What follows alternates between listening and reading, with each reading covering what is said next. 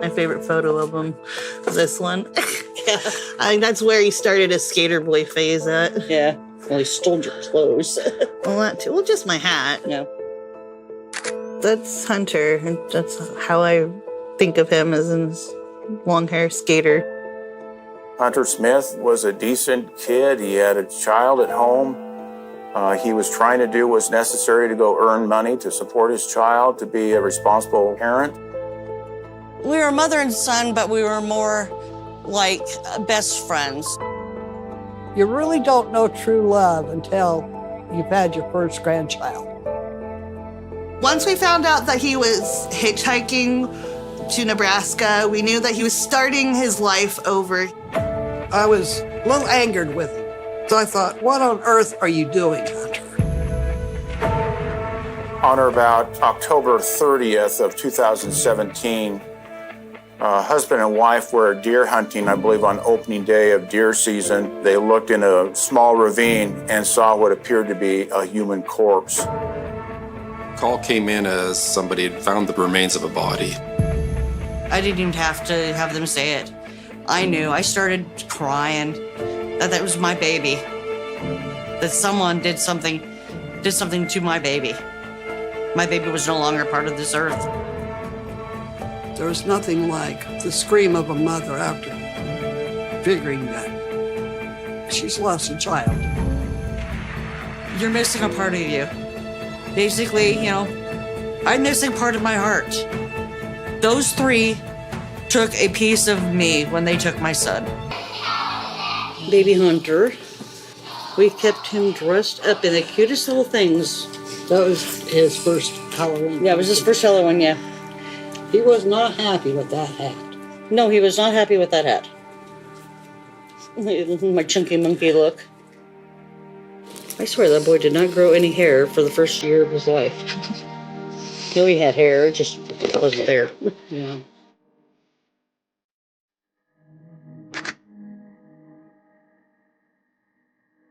It was me and him. He was my little protector and I was his little protector. Being a grandma is quite a bit different than having your own children. I got to spoil him and send him back home. He would make funny voices. He would start singing, one of my favorite songs and be changing the words. He had a sense of humor on him. We all knew it.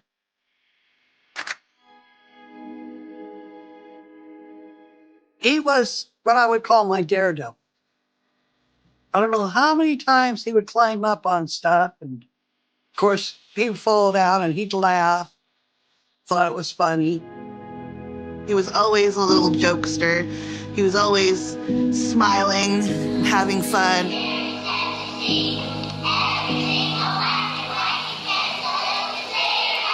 I think this was a secondary hat that his Uncle Johnny had. And he said, why?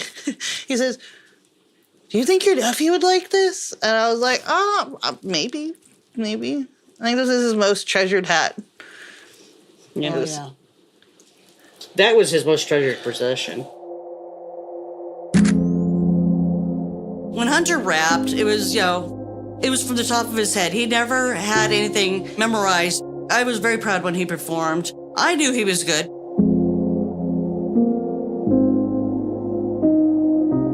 He'd been offered a couple times to go into the studio and record, but they wanted a down payment. And, I was a single mom, so we could never, afford the studio time for him. We used to talk about life in general, his dreams, his quick wit, and that silly smile of his. Oh, and that smile of his could knock the socks off of any girl. He was a ladies' man, even from being little. He went to pre-K out here, and he would get on the bus, and the girls would be going, "Sit with me, Hunter. Sit with me, Hunter." And he'd be going, "Which one of you did I sit with yesterday? Oh, okay, I'll sit with you." He was always the ladies' man. He I never knew him to not have a girl-o friend, as he called him.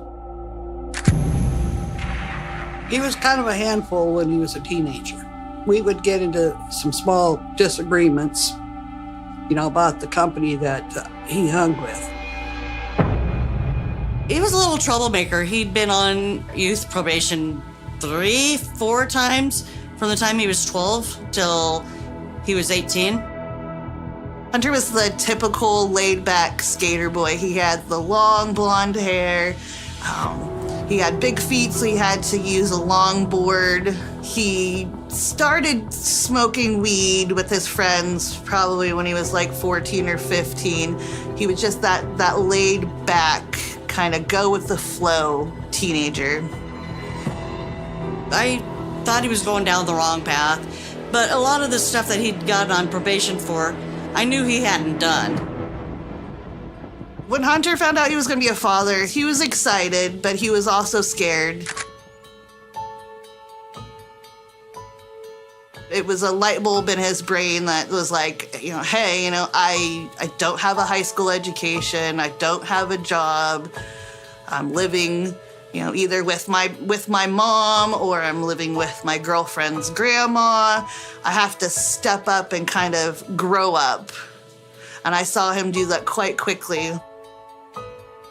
I looked at him and I said, it's time for you to man up, take care of your responsibilities, and do the right thing. I said, you don't have to marry her, but your child should be taken care of. Hunter was well loved by his family. He had a young daughter. He had a long-term relationship with a woman. He was beloved by his parents. So it seemed that he was pretty close and had a lot of people around him that truly loved him.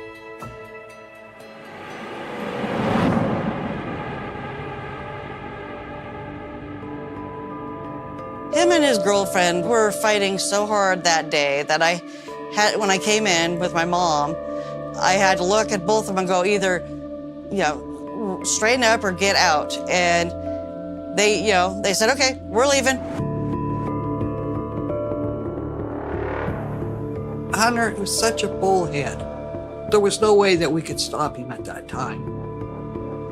He had his mindset, and he had one mission and one mission only, and that was to leave.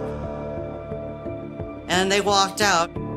My last words to him was, I love you, and his last words to me were, fuck you. It still burns because as he was getting into the vehicle to leave, I looked at him and I said, I love you, Hunter. And his last words to me was, I'm dead to you. Do you hear me? I am dead to you. And I looked at him and I said, watch what you wish for.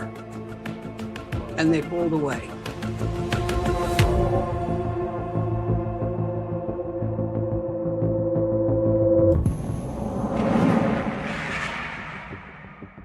On or about October 30th of 2017, husband and wife were deer hunting, I believe on opening day of deer season. They went to a remote area in Owyhee County, and while accessing one of the roadways there, they looked in a small ravine and saw what appeared to be a human corpse, and they promptly contacted law enforcement. I got a call on a Saturday night saying that there were remains found. At that point in time, I don't think anyone had inspected the remains close enough to know why they were there or how they ended up there. I was in the mountains patrolling when I received a call that some hunters had found remains of a body out in the middle of the desert. The weather was, on that day, was cloudy, kind of cool when the wind was blowing. When I first saw the remains there, I knew it'd been there for a while, and not seeing any clothes on it, I thought to myself it was going to be kind of hard to find out who this person was, because we hadn't had any missing persons report in this area.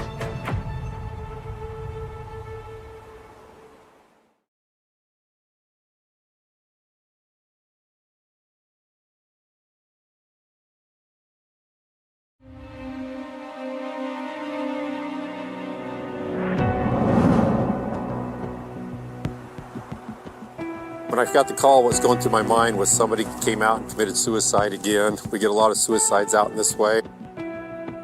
One of the first things that police are trained to do as soon as they find a body is to protect the crime scene, make sure evidence isn't taken in or out. That wasn't possible here. It was the desert where the body had been there for a long time. Animals had been through the scene, maybe even people had been through the scene and just assumed it was an animal that was there, not a person. So there's so many clues and evidence that maybe could have tied the crime. Those were all long gone by the time the police came. When we was doing a search, we located some brass shells from a .223 rifle, and we could see where somebody put bullet holes on a large rock. When we finally got to the location where the body was, I could see what was left of the remains of a skeleton in a dry creek bed. The body was located in this dry ravine here. The weeds weren't here, pretty well washed out, clear, and it was well decomposed. The body was naked, there was no skin left on it, no ID around it, no shoes or anything like that. And the skull had a hole in it, so we figured that was a homicide. The fact that there was no weapon right at the body was major alarming, because if somebody commits suicide by shooting themselves, in all probability that weapon's going to be there, unless there's some foul play or somebody comes in and discovers it later. We backed off and then called the Idaho State Police Crime Lab to come out and take care of it. When I arrived on scene, we identified possible items of evidence or items that would be important. We also called out forensic services, who also help process crime scenes. And then also we had the local coroner with us. I think there was evidence of other weapons having been fired in that location. And I would say that at the crime scene or the location of the body, the greatest evidence was the human remains, and that was the focus of the autopsy.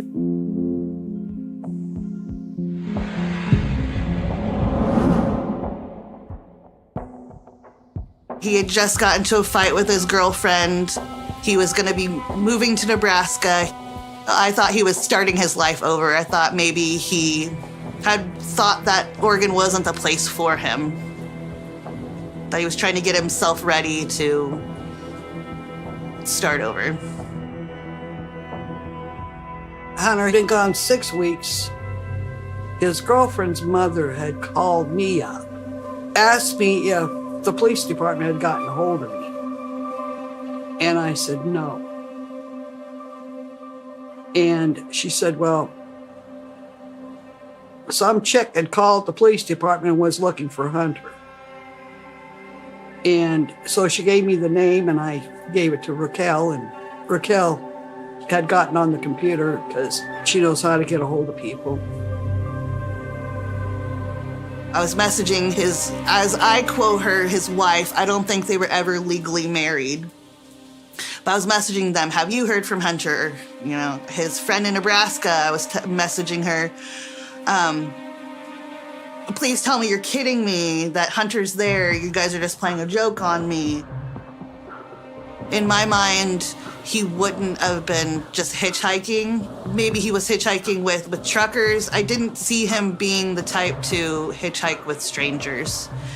He was the type to trust in people, but I didn't think he was that trusting with strangers to get in a car with them.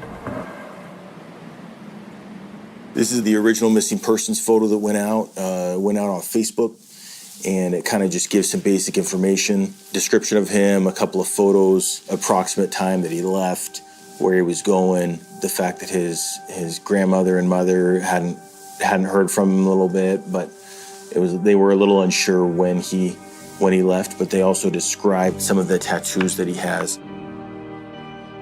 I was the one that made his missing persons poster. I started sending it on all my friends and having them send it. I was contacting any police department, Facebook that I could find in Oregon, sending his missing persons poster. I was scouring the internet, just trying to find something or someone that would be Hunter. Panic kind of set in. So I went to the police department, and of course the police knew me very well as Hunter's grandmother. Deep in my heart, it's a mother's, you know something's wrong. No matter if you actually know it or not, it's somewhere in your body. You know that flesh and blood that you gave birth to, there's something wrong with it.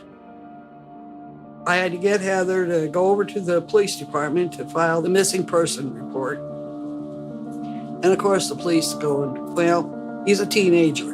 He'll be back. When young people disappear, it's hard. I have kids too, so anybody's going to be hurt when young people go missing all the time and they're not found, or it takes weeks to find them. That's about the time I put my fist on the counter, banged it hard, looked at the police officer and said, look, he was supposed to be going to Nebraska, and that was 6 weeks ago. He is missing. Time to do something. I'm sitting there thinking, it happens to other families, not mine. Just couldn't wrap my head around that my son was missing.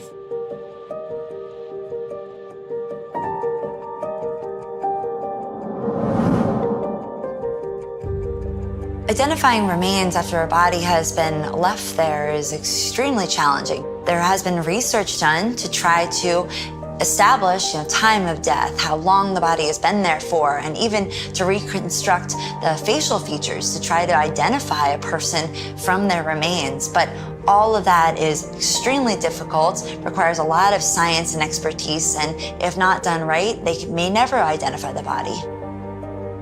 ISP Crime Lab showed up the following morning. They had several people there.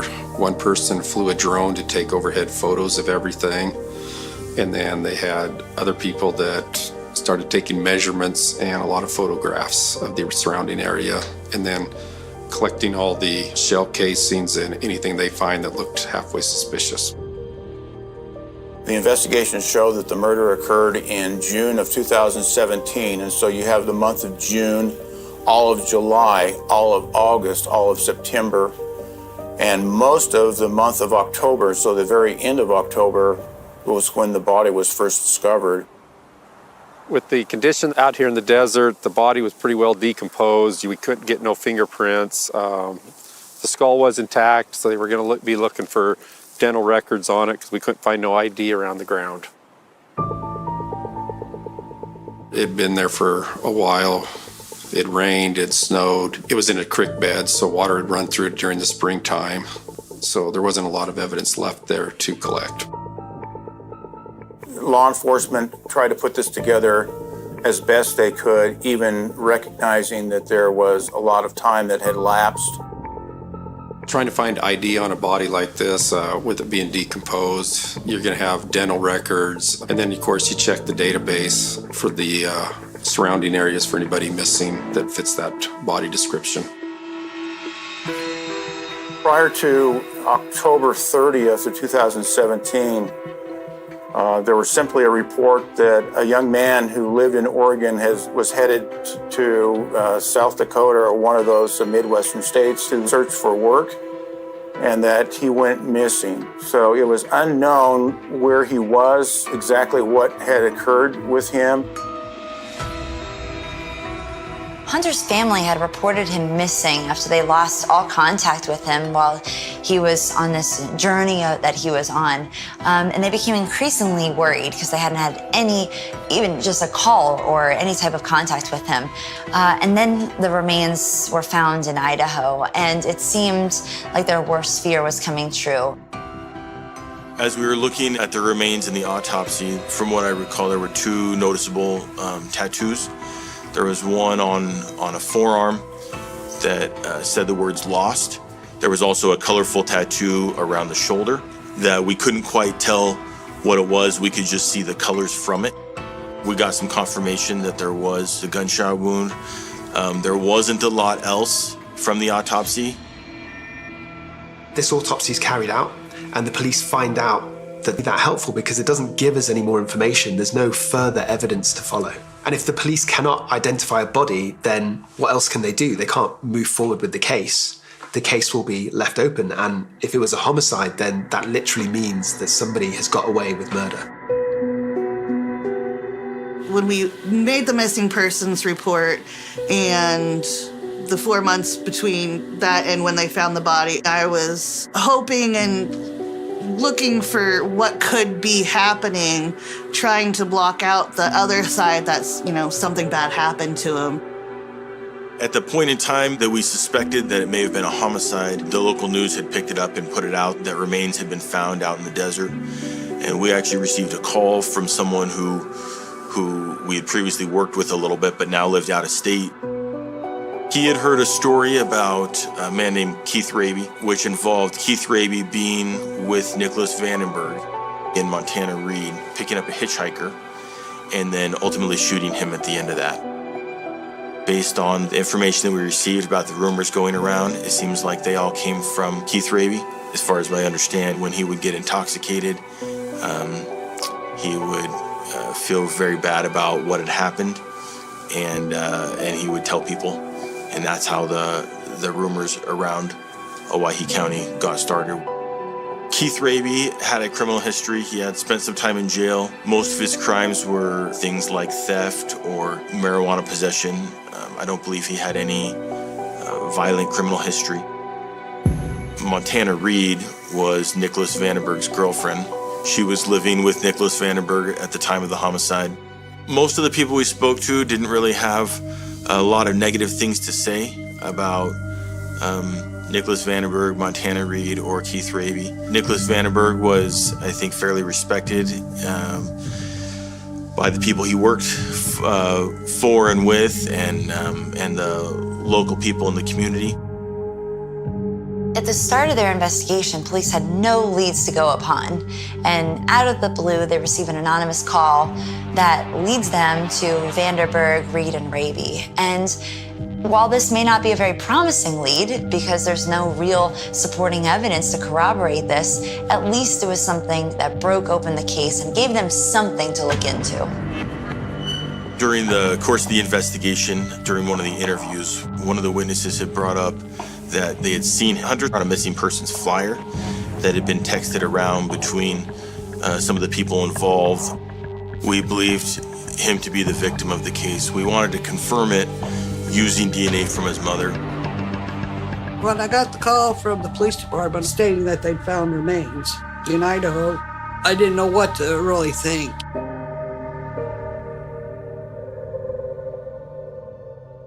I said, no, that can't be my grandson. But they wanted to have a DNA test. I'm sitting there by myself after the call. And I'm thinking, they know it's got to be him because of the tattoos. That was the day that my mother and sister came to my work again and told me that they had found a body in Idaho and they thought it was Hunter's and I needed to go give a DNA test. And, in the back of my head, I'm thinking, oh, no, not my baby. There was nothing like the scream of a mother after figuring that she's lost a child. And all I could do was hold her and tell her it's okay. All they want to do is just make sure that it's not Hunter. But she kept saying, it's him. I know it's him.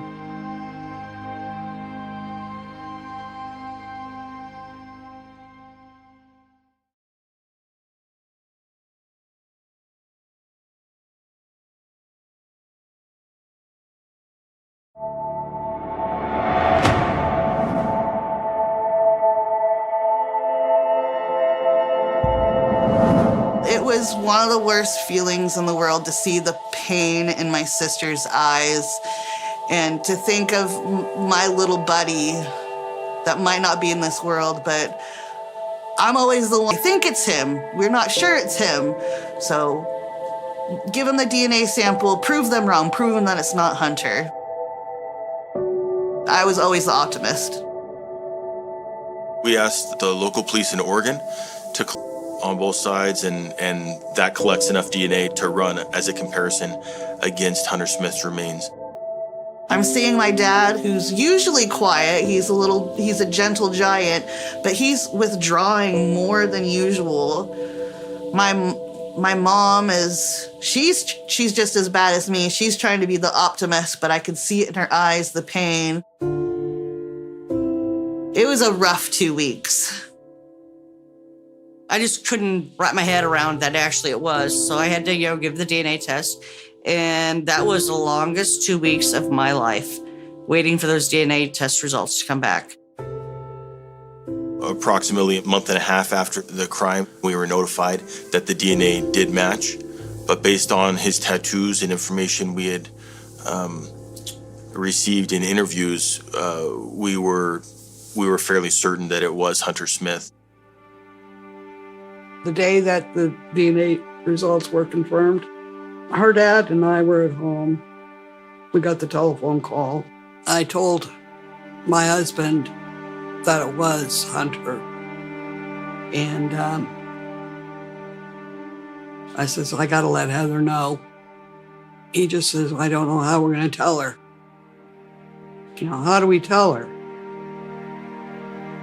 I didn't even have to have them say it. I knew. I started crying that was my baby.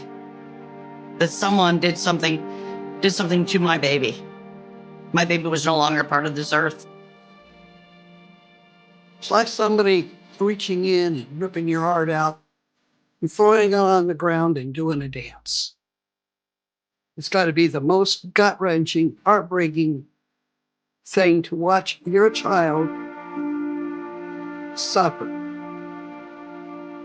It was like a dark cloud came over. We were all trying to be supportive and brave. Put the brave face on. We still do it. We try to live one day at a time. 3 subjects were ultimately identified as Nicholas Vandenberg, Willie Keith Raby, and Montana Reed.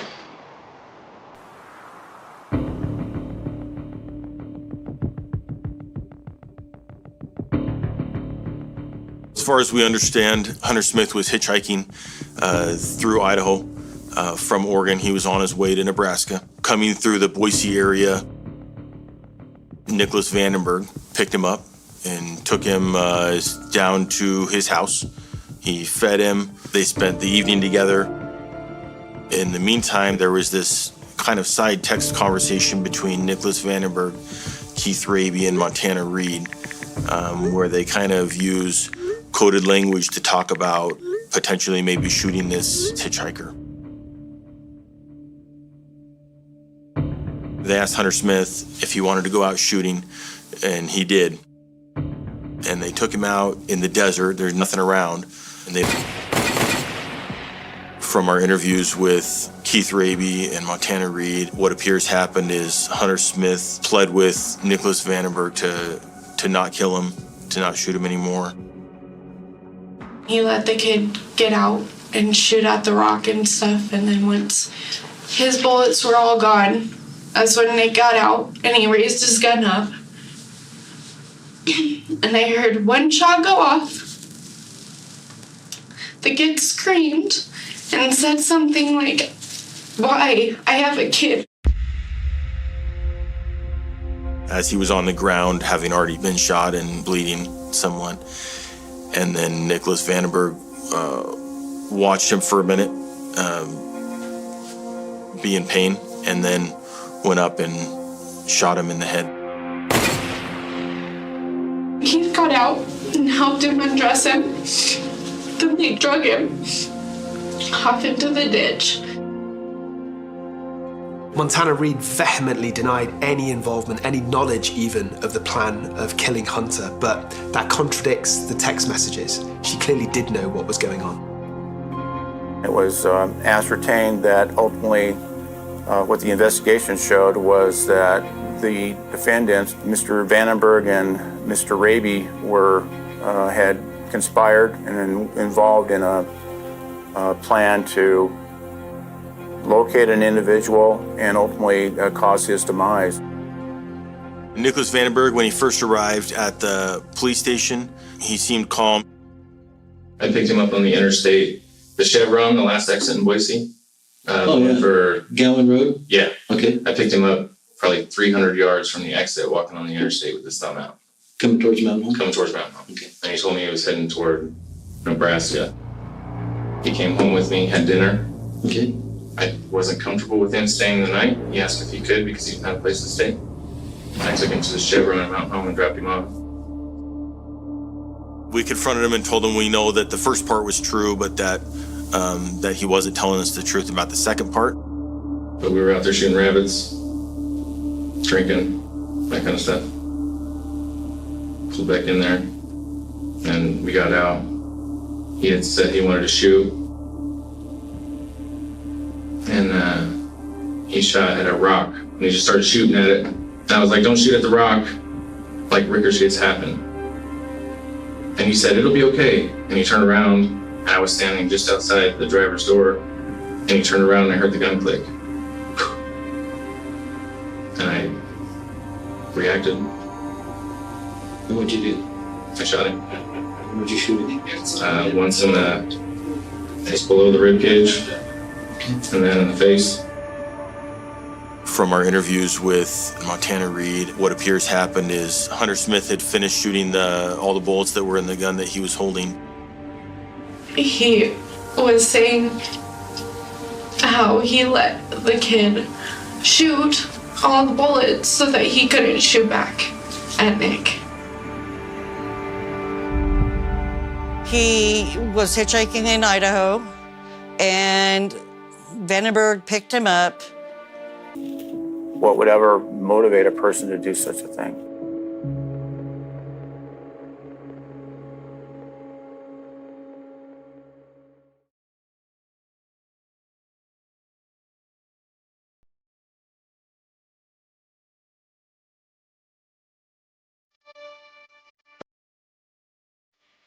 I feel like since losing Hunter, I've kind of withdrew into myself more. I'm more cautious with people that I don't know. I just miss talking to him, getting my hugs, being told that he loved me, and I told him I love him. I still talk to him in the morning. Sit on the front porch. Losing Hunter has impacted our family in a way where we're closer than we were.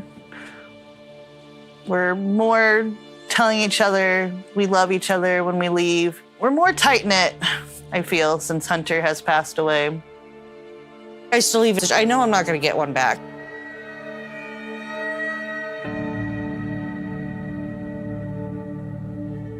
Whenever we see a case of a group murder where one person or multiple participate, any one of them could have done something to intervene.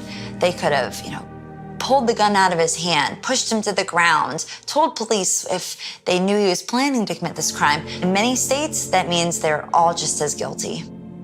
Nicholas Vandenberg was charged with first-degree murder, while Willie Raby and Montana Reed were both charged with conspiracy to commit first-degree murder.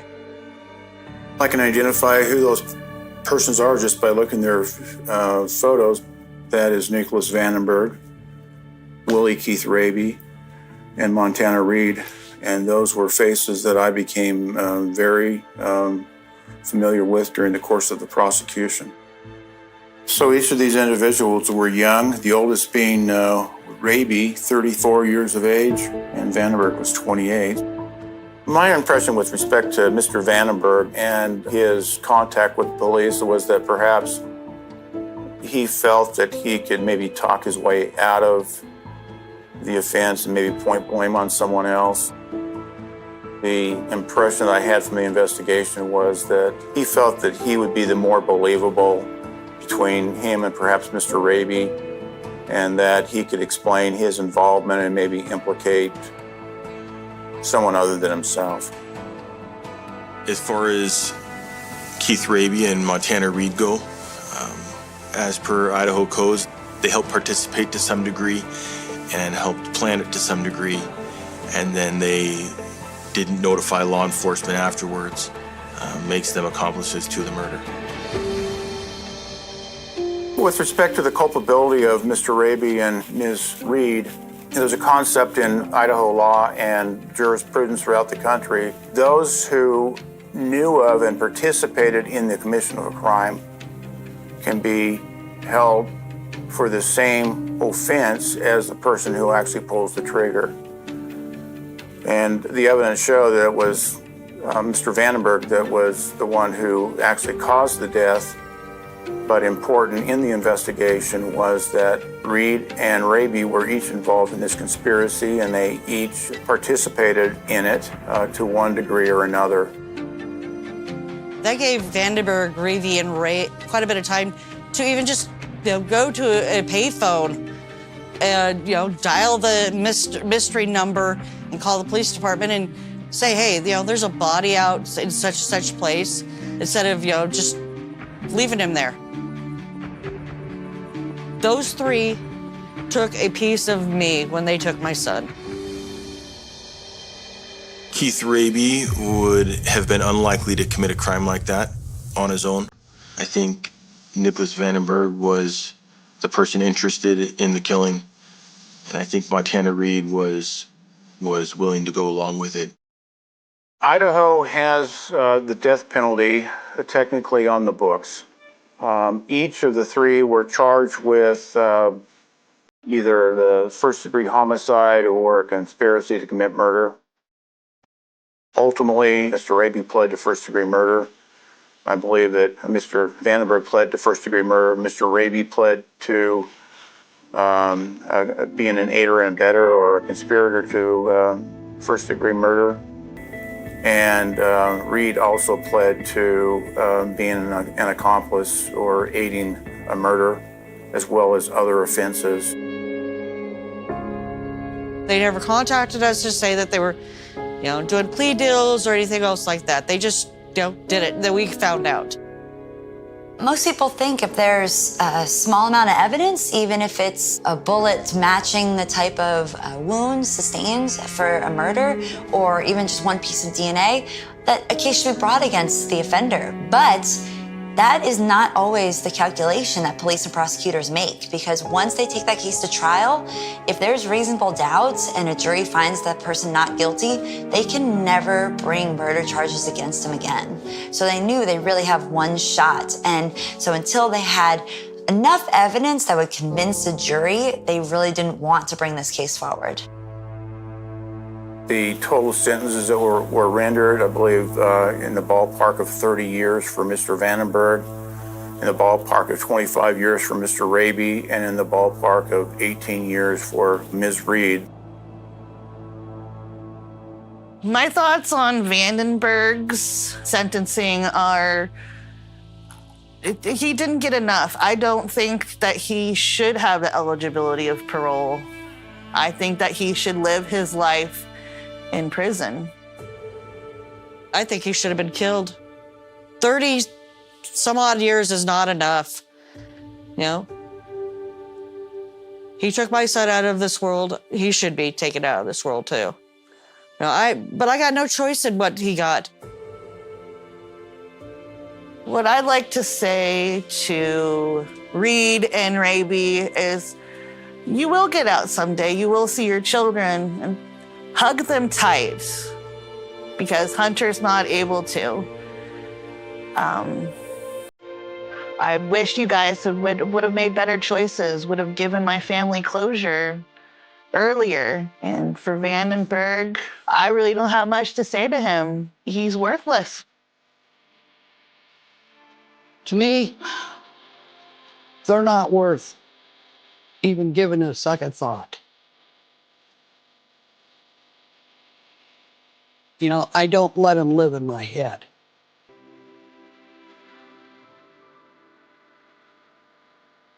I know my grandson would be upset if I had bad thoughts about him. So in order to my grandson, I don't let him live in my head. Just makes life shorter. Justice has not been served. They will never be served. Yeah, they got off easy.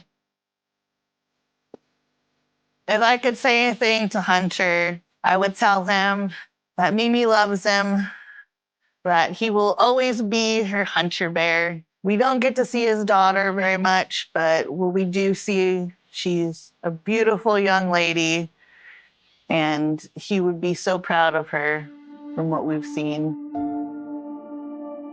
What would I say if I could to Hunter? I'm sorry our last words to each other were not what they should have been. And if I could, I'd hold him tight and never let him go. I talk to people all the time about, the dangers of hitchhiking. The only thing you can do is live one day at a time. Keep his memory alive. We had a celebration of life. I had invited all his friends to come and write a note to him, and we'd send him off in balloons. His best friend showed up with a little baby. The telephone began ringing at 1:43 in the morning, not with urgency, not with panic, with patience.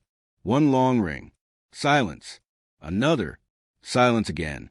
The old sheriff's office had been empty for nearly 12 years, yet somewhere inside the abandoned building, a telephone that no longer existed was calling someone who had never expected to hear it again. Nathan Hale parked his truck across the deserted square and stared through the cracked windows. The building should have been dark. Instead, a faint amber glow leaked from an office on the second floor. Impossible. The electricity had been disconnected years ago. He checked the time. 1:43. The ringing stopped. The silence that followed felt heavier than the sound itself. Nathan crossed the empty street. The front door stood half open. Rust scraped against concrete as he pushed it wider. Dust floated through the beam of his flashlight. Broken filing cabinets lined the hallway. Yellow wanted posters still clung to peeling walls. Every step echoed through forgotten station, like footsteps inside a cathedral built for ghosts. Then he heard breathing, not frightened, calm, measured. Someone else was inside. Nathan.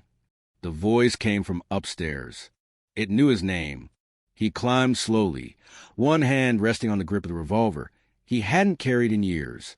The second-floor corridor stretched into darkness. At its end, the old evidence room stood open.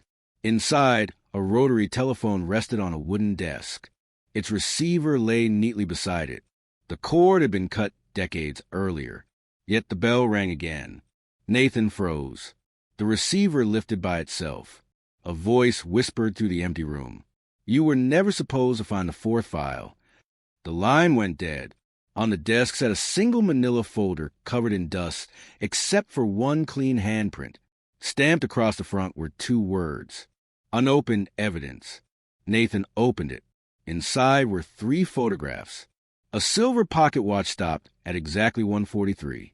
A child's red scarf folded with impossible precision. And the final photograph. A family portrait taken nearly 30 years earlier. Nathan recognized every face. His mother, his older brother, himself. But there was someone standing in the background whom he had never noticed before. A man in a dark overcoat, watching the camera instead of the family. Watching them. Someone had circled a stranger in fresh black ink. Beneath the photograph, written in careful handwriting, was a sentence that instantly erased everything Nathan believed about the night his family disappeared. He confessed once. Nobody believed him. Nathan read the sentence again, then a third time. The words refused to settle into meaning. He confessed once. Nobody believed him. The handwriting looked recent. Dark ink still carried a faint sheen beneath the flashlight, as if the note had been written only hours earlier. Everything else inside the folder belonged to another era. The photographs had curled with age. The paper smelled of mildew and old cardboard. Yet someone had opened a forgotten evidence file, added a single sentence, and carefully placed it back where only one person was meant to find it. Nathan slipped the photographs into his coat. The telephone rang again. Once. The sound echoed to the abandoned sheriff's office before dying into silence. He slowly turned toward the desk. The receiver rested exactly where it had been moments earlier. No movement, no voice, only the cold weight of uncertainty pressing against the room. He reached for the telephone. It wasn't connected to anything. The cord ended in a frayed bundle of copper wire that had been cut decades before. His pulse quickened. The bell should never have rung. Footsteps echoed somewhere below. Not hurried, measured, would creak beneath deliberate weight. Nathan switched off his flashlight. Darkness swallowed the room. The footsteps climbed the staircase. One step. Pause. Another. Closer. He moved behind a rusted filing cabinet, steadying his breathing. The corridor outside remained silent for several long seconds. Then a beam of light swept slowly across the doorway. Someone else carried a flashlight. The beam drifted across broken shelves, paused over the evidence desk, then disappeared again. Nathan waited. Nothing. He stepped cautiously into the hallway. Empty. The corridor stretched in both directions without a single shadow moving. Only one thing had changed. At the far end of the hall, where the wall had been bare moments earlier, an old framed photograph now hung slightly crooked. He was certain it hadn't been there before. Nathan approached. The glass was cracked. The photograph showed the original sheriff's department staff standing proudly outside the building nearly 50 years earlier.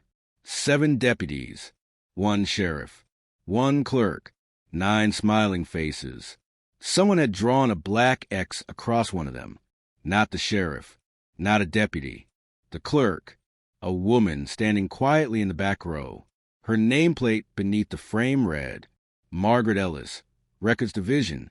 Nathan had never heard the name. He photographed the image with his phone. The flash illuminated something hidden behind the frame, a narrow slit in the wall. He removed the picture. Behind it lay a small envelope folded into the cavity. Inside rested a brass key no longer than his thumb. Attached to it was a faded luggage tag. Locker 18. No location. No explanation. Only the number. A distant engine growled outside. Nathan rushed to the window. A dark sedan rolled slowly across the empty town square. No headlights. No license plate. It didn't stop.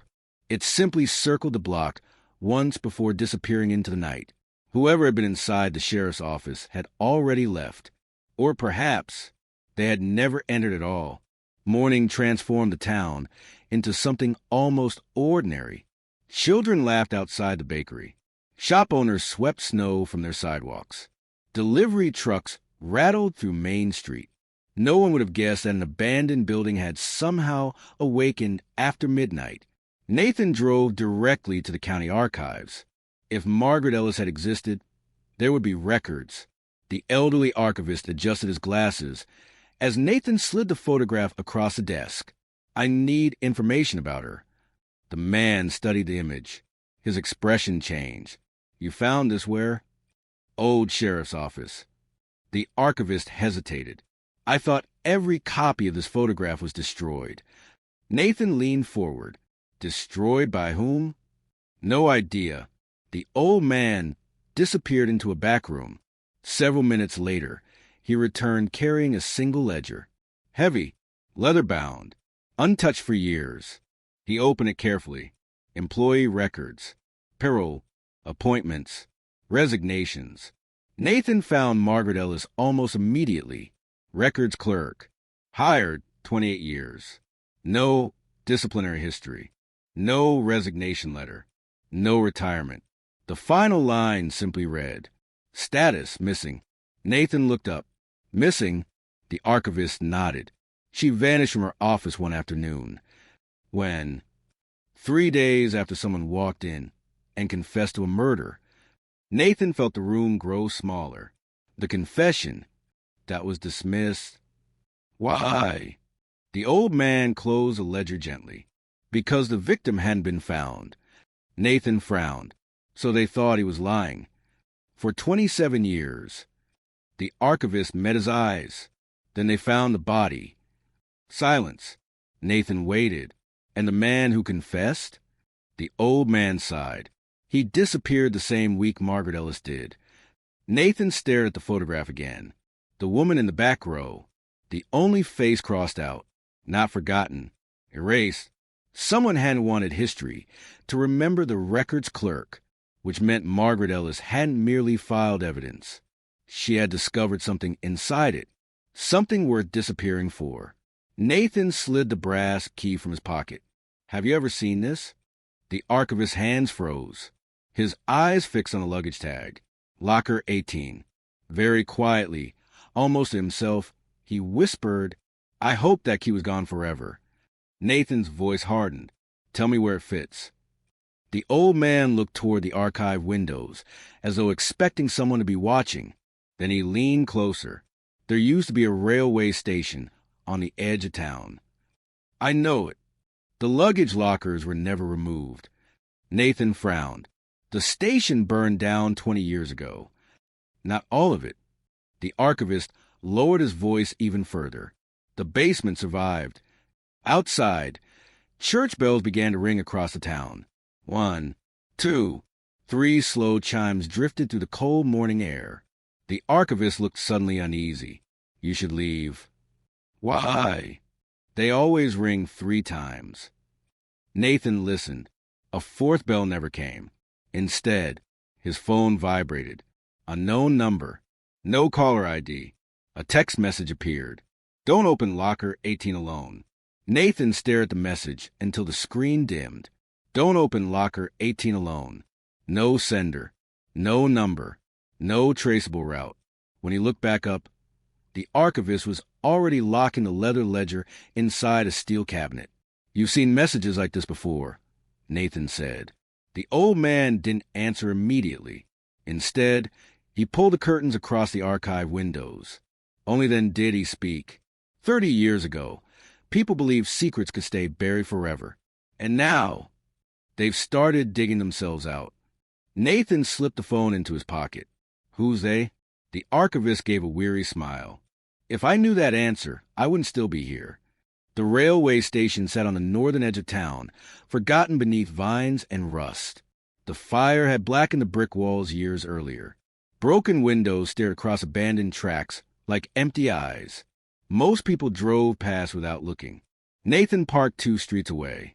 Something about the anonymous message bothered him, not the warning itself, the certainty behind it. Someone knew exactly what he intended to do before he had even decided to do it. He approached on foot. The main entrance had collapsed years earlier, leaving only twisted beams and shattered glass. The basement entrance, however, remained intact beneath a concrete overhang. A heavy steel door blocked the stairwell. Rust covered the hinges. Fresh scratches surrounded the lock. Someone had been here recently. Nathan inserted the brass key. It fit perfectly. The lock turned with a deep metallic click that echoed through the empty station. Cold air drifted upward, not stale, moving.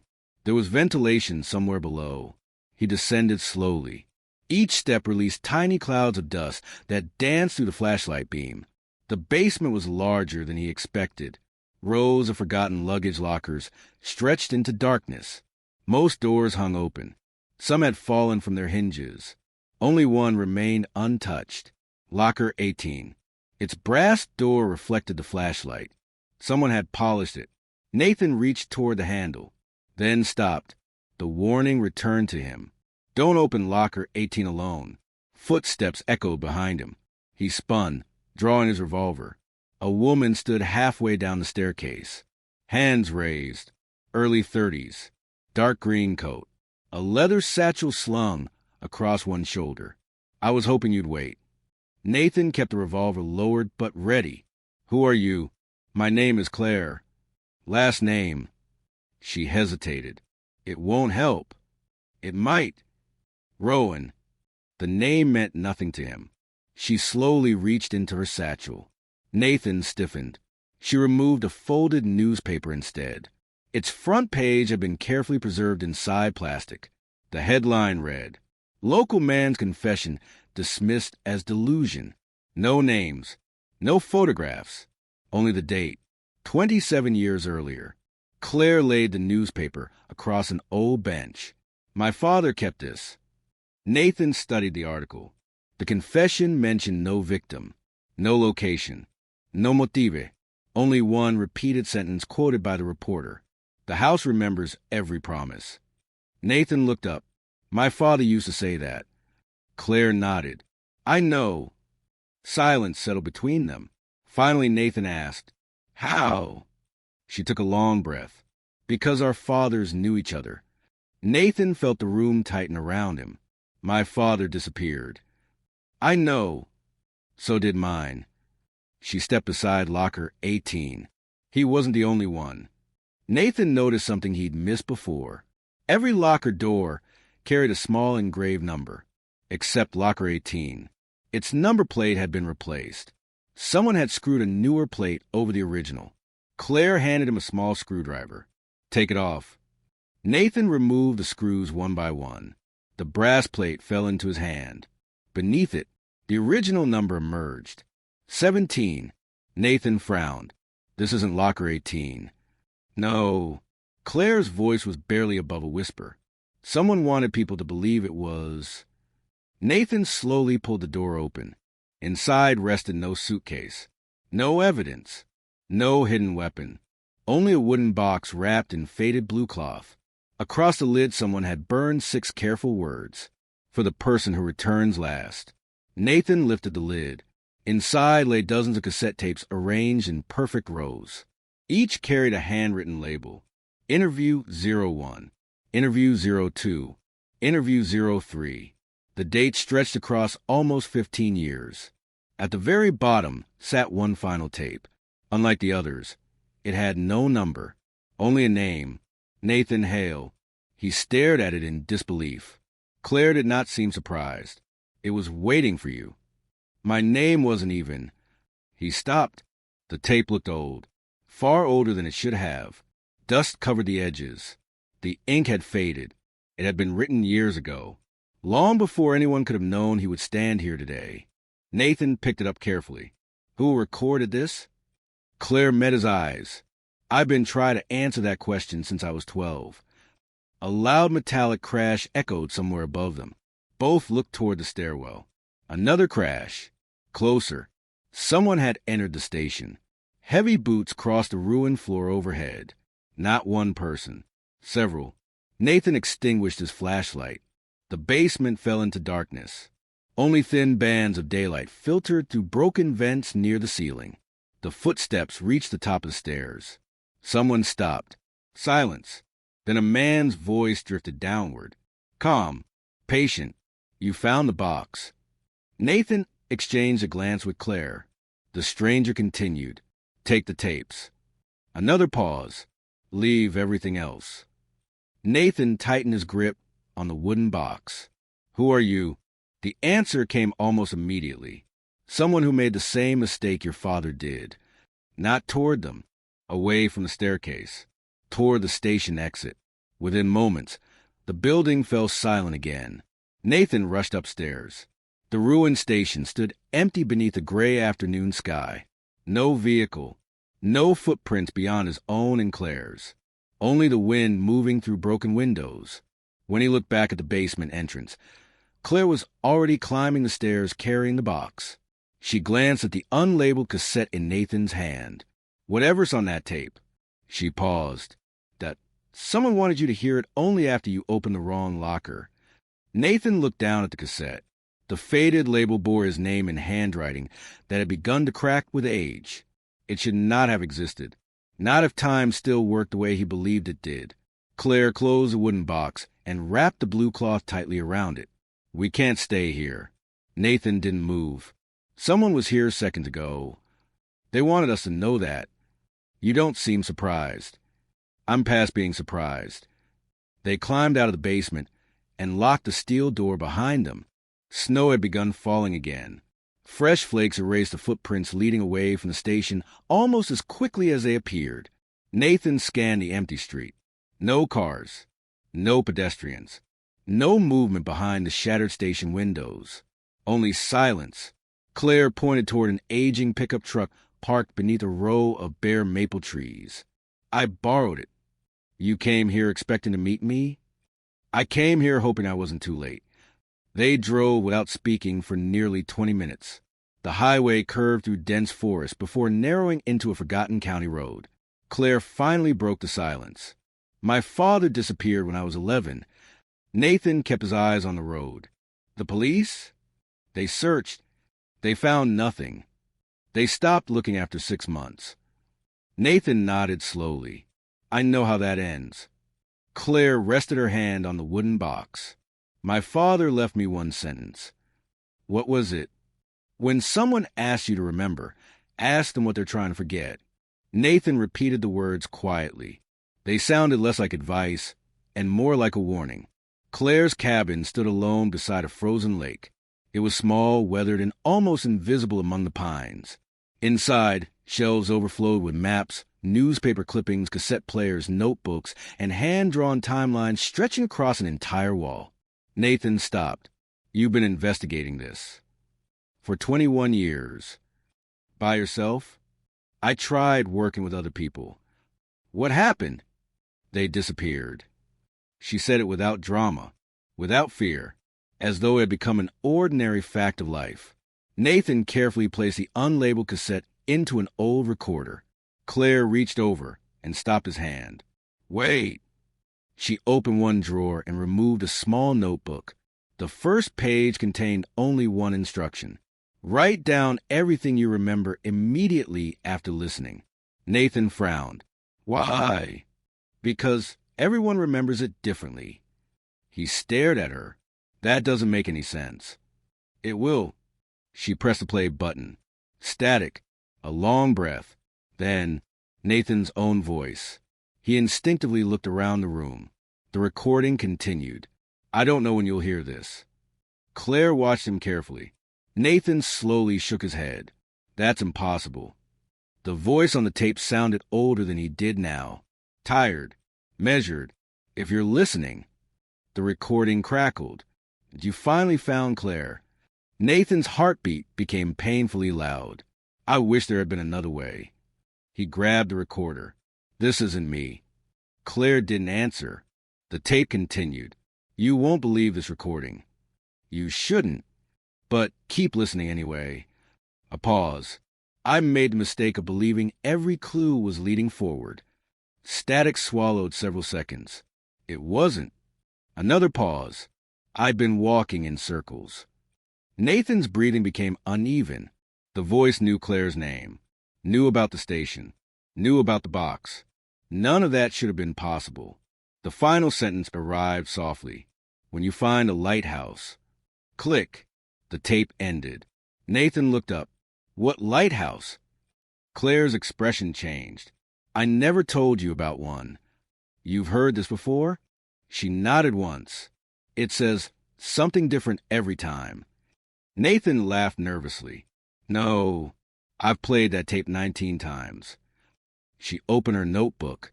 Each page contained different final sentences. When you find the bridge. When you find the train. When you find the house. When you find the child. Nathan turned page after page. Every version began the same. Every version ended differently. He looked back at the recorder. How? I don't know. A sudden knock echoed through the cabin. 3 slow knocks. Neither of them moved. Another 3. Nathan quietly drew his revolver.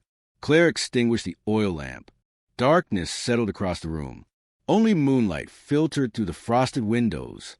The 3rd series of knocks never came. Instead, something slid beneath the front door. A folded envelope. Nathan waited nearly a minute before approaching. He picked it up. No address. No stamp. Inside rested a single photograph. Taken that evening. It showed the abandoned railway station from above. Nathan and Claire stood near the basement entrance. Someone had photographed them less than an hour earlier. Across the bottom, written in black ink, appeared one sentence. You finally opened the right door.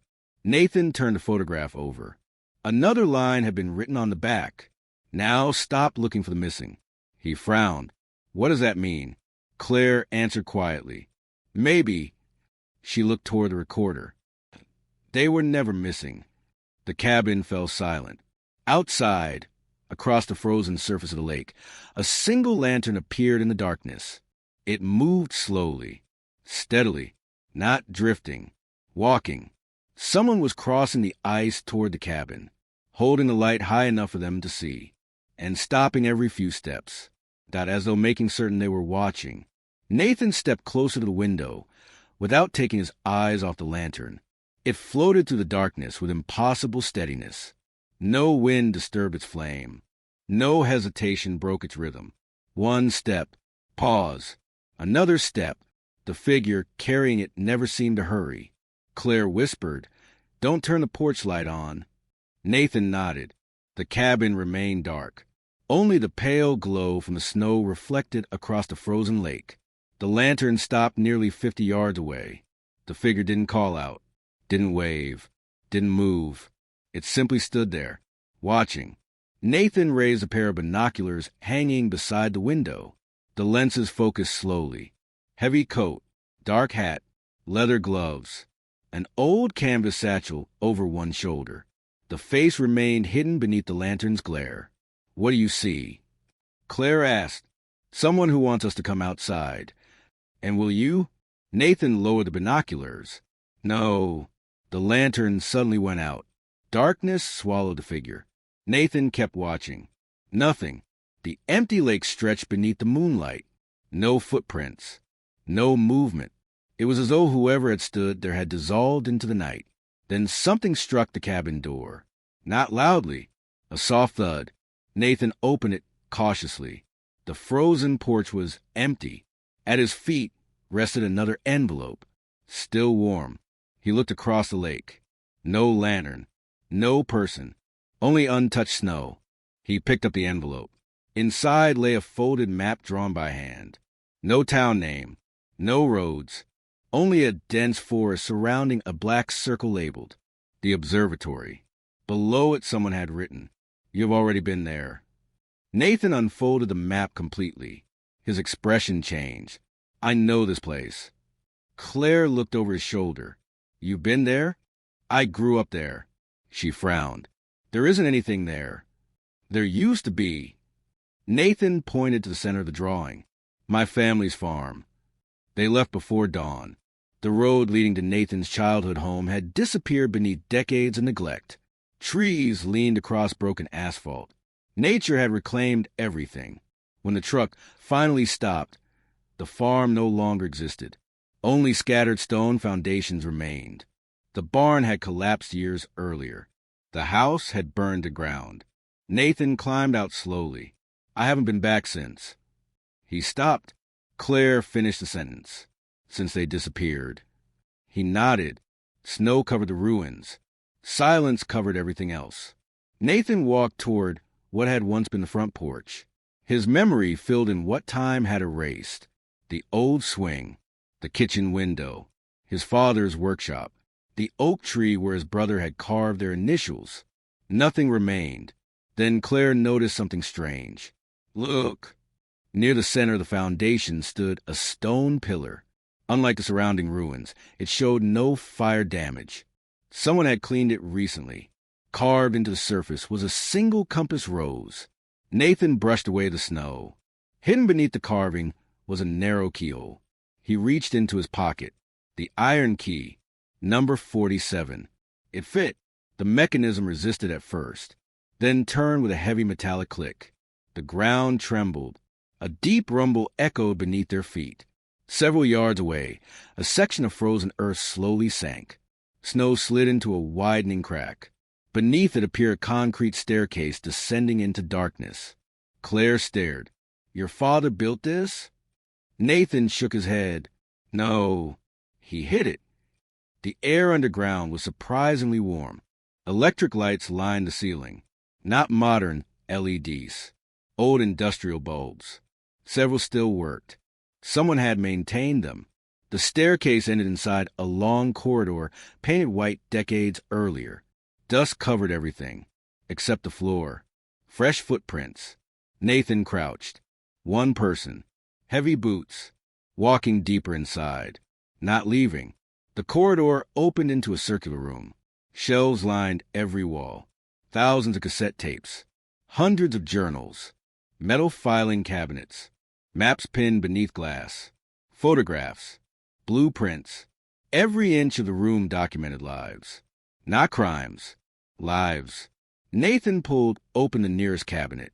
Each drawer contained folders arranged alphabetically. Names, addresses, birth dates, family photographs, school records, medical histories. Claire opened another. More names. Another. The same. Entire generations. An archive. Someone had spent decades documenting every resident connected to the valley. Nathan whispered, "This isn't evidence." Claire nodded. "It's memory." At the center of the room stood a large wooden desk. Everything else was covered in dust. The desk wasn't. A kettle still rested beside a small stove. Warm. A notebook lay open. The final entry had been written only hours earlier. Nathan read aloud. "If Nathan has reached this room, then I have finally run out of time." His hands tightened. The handwriting. He recognized it instantly. His father's. The next line was shorter. "Do not follow me." Then one final sentence. "This place doesn't need another keeper." Nathan closed his eyes. For 30 years he had imagined finding proof that his father had survived. Now the proof lay beneath his fingertips. Fresh ink. A warm kettle. Someone had been here. Very recently. A faint creak echoed somewhere deeper inside the underground archive. Not the settling of old wood. A door opening. Nathan and Claire looked toward the narrow passage, leading beyond the circular room. A shadow moved across the far wall. Slowly. Deliberately. Not hiding. Waiting. Nathan picked up the flashlight. Without speaking, he stepped into the passage. The beam swept across bare concrete until it stopped on a single wooden chair placed beneath a hanging light. Someone was sitting there, back turned toward them. Gray hair, dark wool coat, perfectly still. Nathan felt every memory of his childhood collapse into one impossible moment. His voice barely rose above a whisper. "Dad!" The figure did not answer. The hanging light swayed almost imperceptibly, throwing slow arcs of shadow across the concrete walls. Nathan took another step. His heartbeat drowned out every other sound. "Dad!" The chair moved. Not much.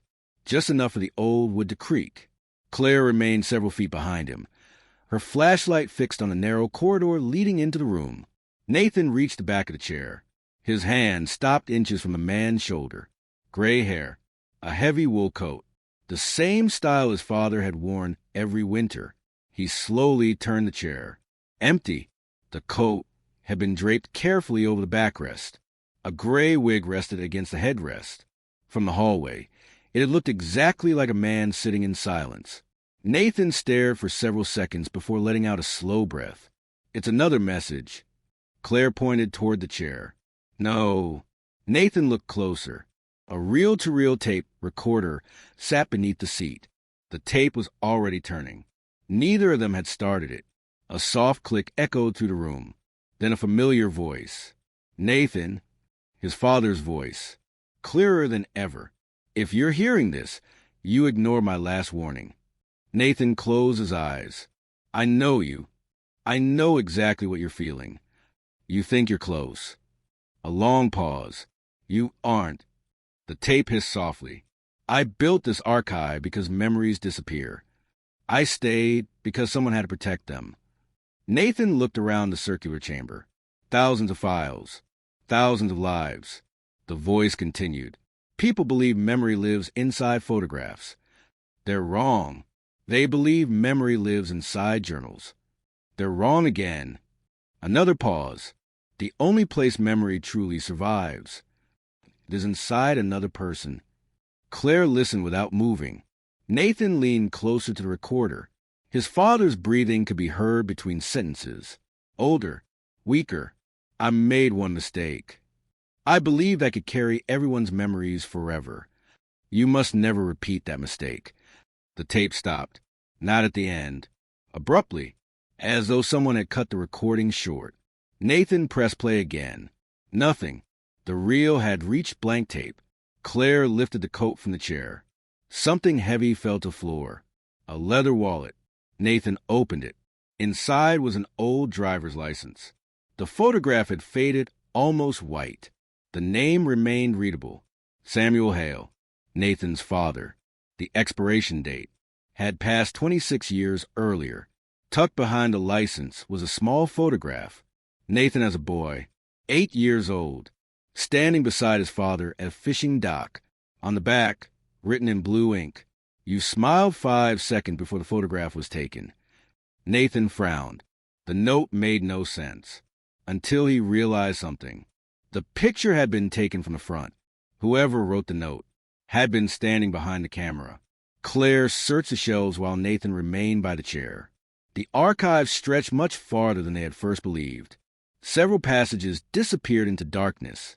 Each doorway carried a brass plaque: North Records, West Storage, Audio Vault, Personal Collection. Claire stopped at the last door. "It isn't locked." Nathan joined her. The room beyond felt different. Smaller, warmer. Books lined one wall.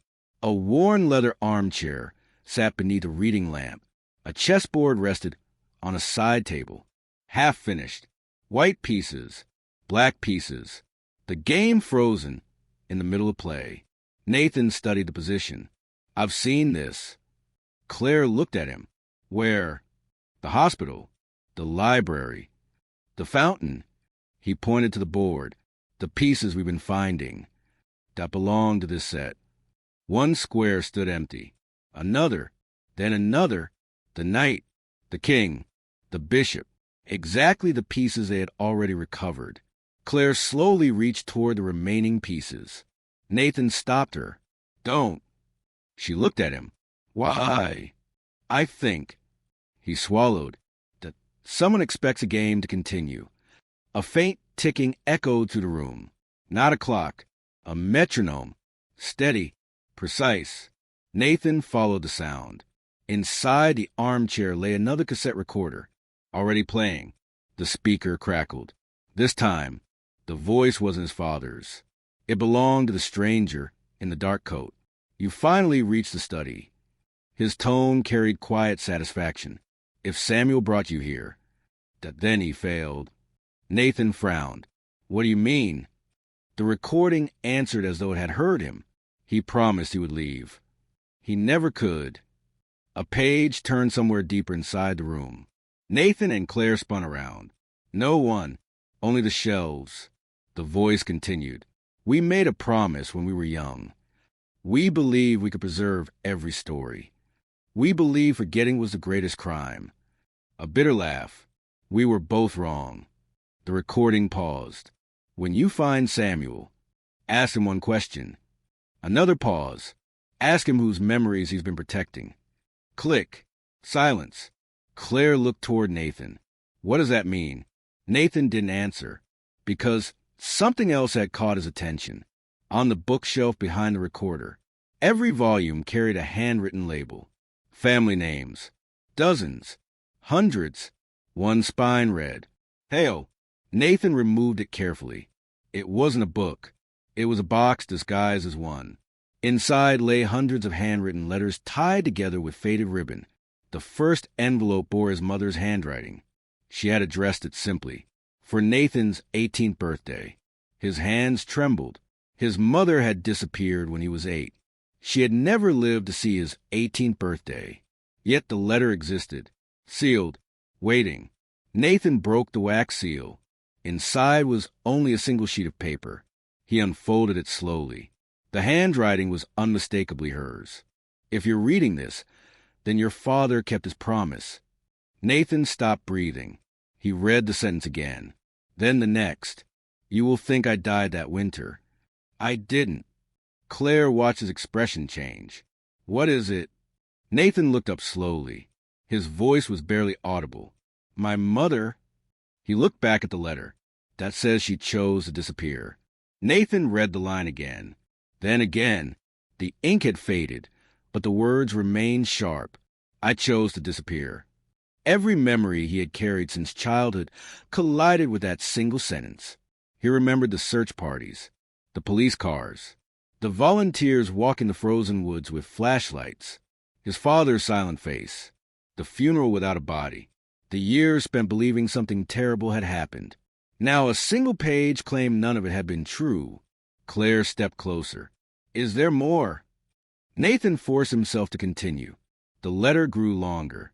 If Samuel had protected these letters, then he has done the hardest thing I ever asked of him. One day you will hate him. Later, you may forgive him. But before either happens, you must understand why we left. Nathan turned the page. The handwriting became hurried. Nobody chased us. Nobody kidnapped us. Nobody murdered anyone. We walked away because staying would have destroyed everything we were trying to protect. Nathan lowered the letter. I don't understand. Claire gently took the remaining pages. Keep reading. You were too young to remember the nights when strangers came to the house.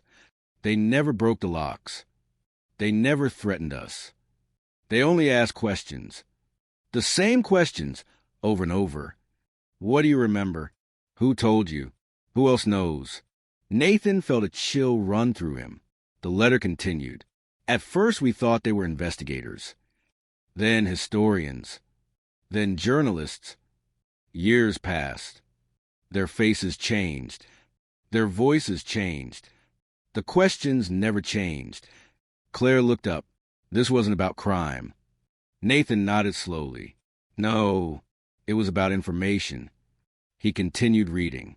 Your father believed the only way to keep our family safe was to disappear into the archive. I believe the archive itself had become the danger. Neither of us was completely right.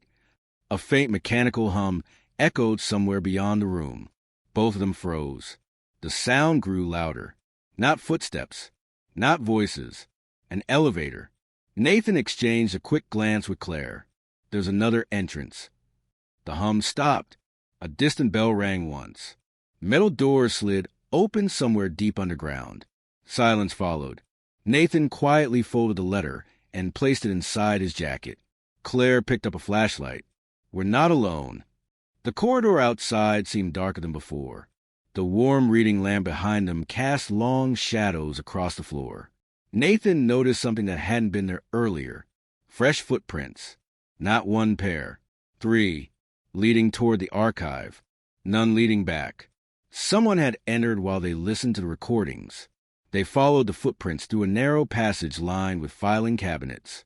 Each cabinet carried dates instead of names. Every year seemed to have its own section. Claire opened one drawer. Thousands of index cards. Each contained only 3 lines. A name. A date. 1 sentence. Nathan read the nearest card. Helen Morris.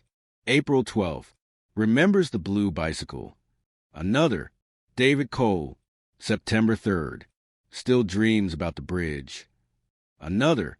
Emma Walsh. January 27th. Forgets every conversation after midnight. Nathan slowly closed a drawer. This isn't evidence. Claire whispered, it's memory cataloged. Further down the aisle stood a massive steel vault. Unlike everything else underground, it looked modern. A digital keypad glowed beside the door. Above it, someone had engraved 4 simple words. The original memory room. Nathan stared at the phrase. Claire reached toward the keypad.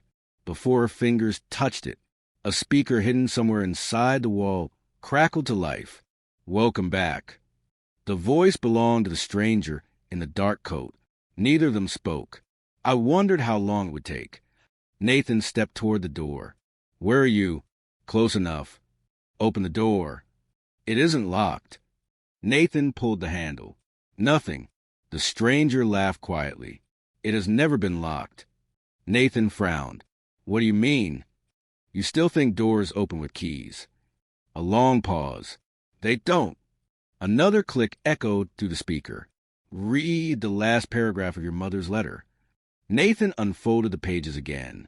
He had stopped halfway through. The final paragraph waited at the bottom. If one day you stand before the room your father feared most, do not use a key. Simply speak your own name. Nathan looked at Claire. This has to be a trick. Maybe, but it's worked before. He turned toward the steel door. Silence filled the corridor. Finally he spoke. My name. His voice almost failed him. That is Nathan Hale. Nothing happened. Then, a deep metallic sound rolled through the archive. The massive vault door unlocked with a heavy click. Slowly, almost silently, It swung inward by itself. Cold air drifted out. Not stale. Fresh. Someone had been inside recently. Nathan raised his flashlight. The beam disappeared into an enormous circular chamber. The walls were covered from floor to ceiling with photographs. Not hundreds. Not thousands. Tens of thousands. Every age. Every decade. Every family. Every child. Every celebration. An entire town. An entire lifetime. Frozen in images. At the very center of the room stood a single wooden desk beneath a hanging lamp. Someone sat behind it, writing. The scratching of a fountain pen echoed softly through the chamber. The person never looked up, never acknowledged the opening door. Nathan's breathing slowed. Gray hair, broad shoulders, a familiar posture. Not a recording, not a trick of light. A living man, still writing. Without taking his eyes off the notebook in front of him, the old man spoke in a tired, gentle voice. I was beginning to think. The pen stopped moving. You'd never find your way home. Nathan's throat tightened. He had imagined this moment for 30 years. His voice came out as little more than a whisper. Dad. Samuel Hale closed the notebook with deliberate care. The sound was almost impossibly small, yet inside the vast chamber it echoed like a judge's gavel. He did not stand. He did not rush across the room. For a long moment, he simply looked at Nathan, as though trying to recognize the boy he had last seen decades earlier beneath the face of the man standing before him now. Nathan took one slow step, then another. Every year of anger, confusion, hope, and grief collapsed into a single question. Why? Samuel lowered his eyes. I knew that would be the first word. Nathan stopped only a few feet from the desk. You let everyone believe you were dead. Yes. You let me believe Mom was dead. Samuel closed his eyes briefly. Yes. You never came back. No. Nathan's voice hardened. You had a choice. Samuel finally looked directly at his son. I did. And you chose this place. Samuel glanced around the endless chamber. No. I chose you. Nathan laughed once. It wasn't amusement. It was disbelief. If this was choosing me. He spread his arms. I don't want to know what abandoning me would have looked like. Silence settled between them. Claire remained near the doorway, sensing that whatever happened next belonged only to father and son. Samuel slowly rose from the chair. Age had bent his shoulders. His hair had turned completely white, but his eyes were unmistakable.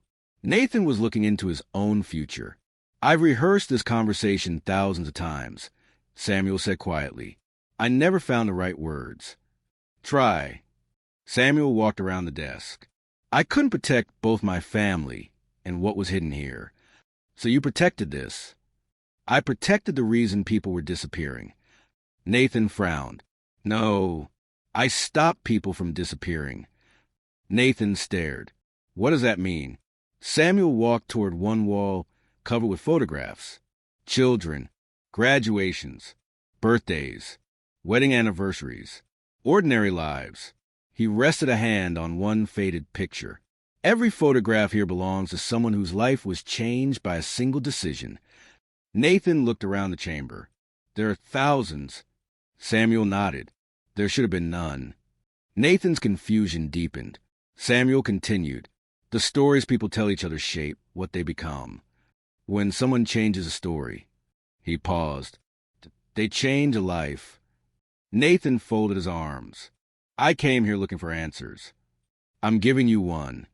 No. Nathan shook his head. You're speaking in riddles. Samuel gave a tired smile. Because the truth sounds like one. He returned to the desk and opened the notebook again. Every page contained names, dates, tiny handwritten observations. Nathan recognized the format immediately. It resembled the index cards in the archive. Samuel turned the notebook so Nathan could see. At the top of the newest page was a single entry. Natan Hade. Below it, nothing. Blank space. Samuel picked up his fountain pen. I've waited 30 years to know how this page ends. Nathan looked at the empty lines. What is this? My last record. You've been writing about me? I've been waiting for you. Nathan's anger slowly gave way to something heavier. You knew I'd come. Samuel nodded. I hoped. Claire stepped forward. My father. Samuel looked at her with unmistakable sadness. Thomas Rowan. You knew him. I loved him like a brother. What happened? Samuel's expression changed. He refused to forget. Claire's voice trembled. Is he alive? Samuel hesitated, long enough for the silence itself to become an answer. I don't know. The admission seemed to pain him. I haven't seen Thomas in 22 years. Nathan looked sharply at his father. So there are things even you don't know. Samuel smiled faintly. More than you think. A sudden metallic click echoed somewhere high above the chamber. Samuel's smile disappeared. He looked toward the ceiling. They're here. Nathan followed his gaze. Who? Instead of answering, Samuel closed a notebook and slipped it into a leather satchel beside the desk. There's no time. For what? They found the archive. Claire stepped to one of the walls. A faint vibration rippled through the concrete. Dust drifted from the ceiling. Another metallic impact. Closer. Samuel moved with surprising speed for a man his age.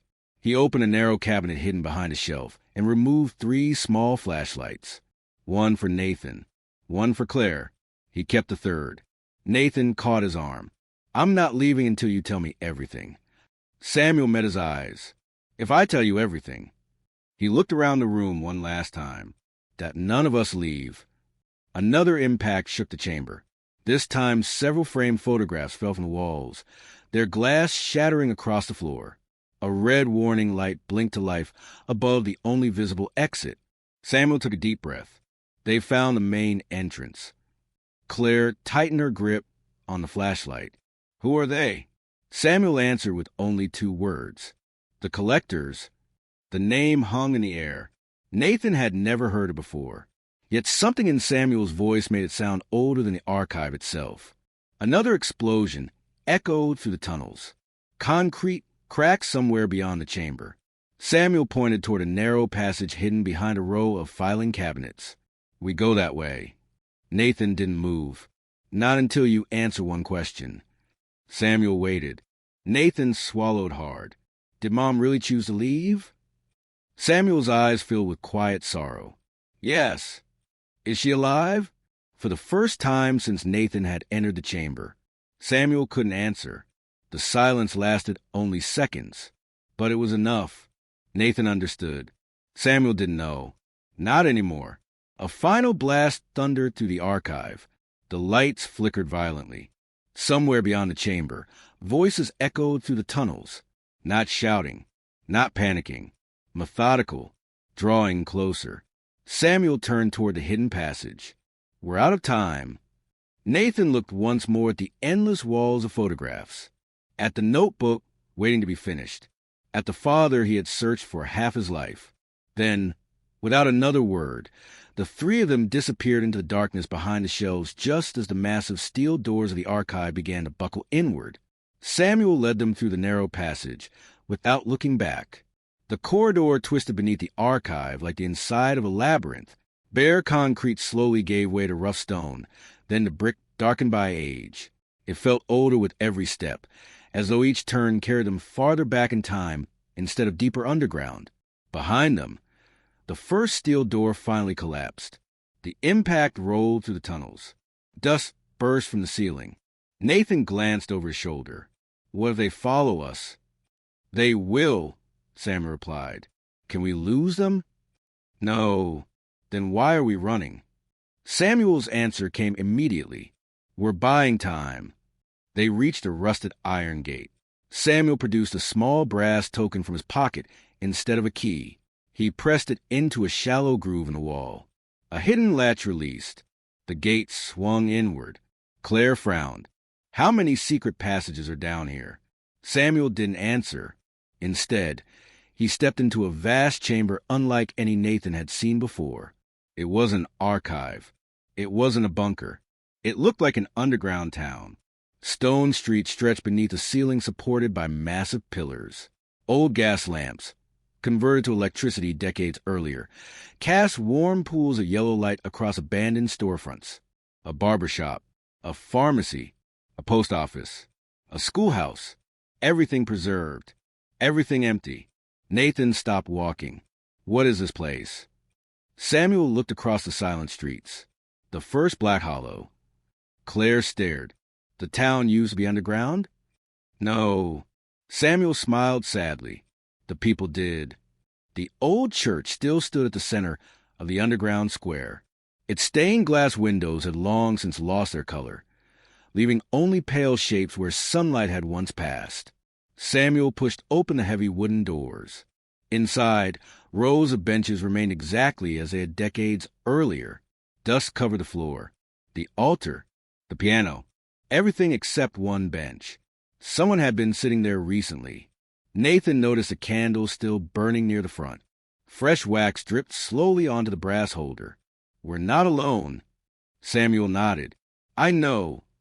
A voice echoed softly through the empty church. I was wondering how long you keep them waiting. Nathan spun. The stranger in the dark coat stepped from behind one of the stone columns. He carried no weapon, only a weathered leather journal tucked beneath one arm. For the first time, Samuel smiled. You've gotten old. The stranger laughed quietly. So have you.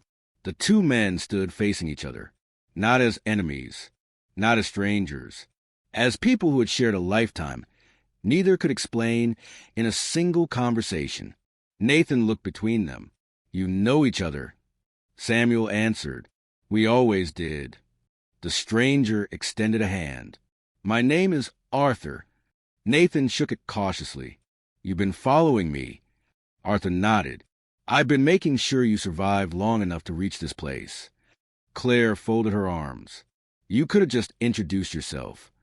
Arthur smiled. You wouldn't have trusted me. She couldn't argue with that. Samuel placed his satchel on the front pew. Arthur laid his journal beside it. For several moments, neither man spoke. Finally, Arthur broke the silence. They're closer than I expected. Samuel nodded. They found the upper archive. They'll burn it. I know. Nathan stepped forward. Who are the collectors? Arthur's expression hardened. They don't steal money. They don't steal objects. They steal history. Nathan frowned. What does that mean? Arthur walked toward the old altar. When enough people remember the same story, he rested his hand on the worn wood. That story becomes reality. Claire looked confused. Arthur continued. If you erase enough memories, did you erase the truth? Nathan shook his head. You're talking like memory changes the world. Samuel answered quietly. It does. A low rumble interrupted them. The church windows vibrated. Dust drifted from the ceiling. Arthur looked toward the entrance. They're inside the underground streets. Nathan instinctively reached for his revolver. Samuel gently pushed the barrel downward. It won't help. Why not? Because they're not here to kill us. Claire asked, then what do they want? Arthur answered, the notebook. Samuel looked at the leather satchel. They'll never get it. Arthur smiled faintly. They don't know you. Samuel returned the smile. No, they never did. The church bell suddenly rang. One heavy note echoed to the underground town. Then another. Nathan looked upward. There isn't anyone in the bell tower. Arthur whispered, there doesn't have to be. The bell rang a third time. Every light inside the church flickered. Nathan heard footsteps outside. Hundreds of them, not running, walking together, perfectly synchronized. The sound rolled through the underground streets like distant thunder. Claire moved toward one of the windows. Nathan joined her. Dark figures emerged between the old buildings. Men, women, young, old, all dressed in plain gray coats. Each carried a black notebook pressed tightly against the chest. No one spoke. No one looked around. They simply walked toward the church in perfect silence. Nathan counted. 20, 40, 80. More continued appearing from every street. Arthur closed the church doors. They've come sooner than I hoped. Nathan looked through the stained glass. They don't look armed. Arthur quietly replied, they don't need weapons. Samuel opened his satchel and removed the unfinished notebook. Nathan recognized it immediately. The page with his own name still remained blank. Samuel handed him the fountain pen. Nathan stared. What am I supposed to do? Samuel looked directly into his eyes. Finish the story. I don't know how. You've already begun. Outside, the synchronized footsteps stopped all at once. Silence flooded the underground town. One knock, another, a third. No voice followed. Only absolute stillness. Arthur took a slow breath. They're giving us one chance. Nathan tightened his grip on the pen. One chance or what? Samuel answered without taking his eyes off the door. To decide what history remembers. Nathan looked down at the fountain pen. It felt unexpectedly heavy.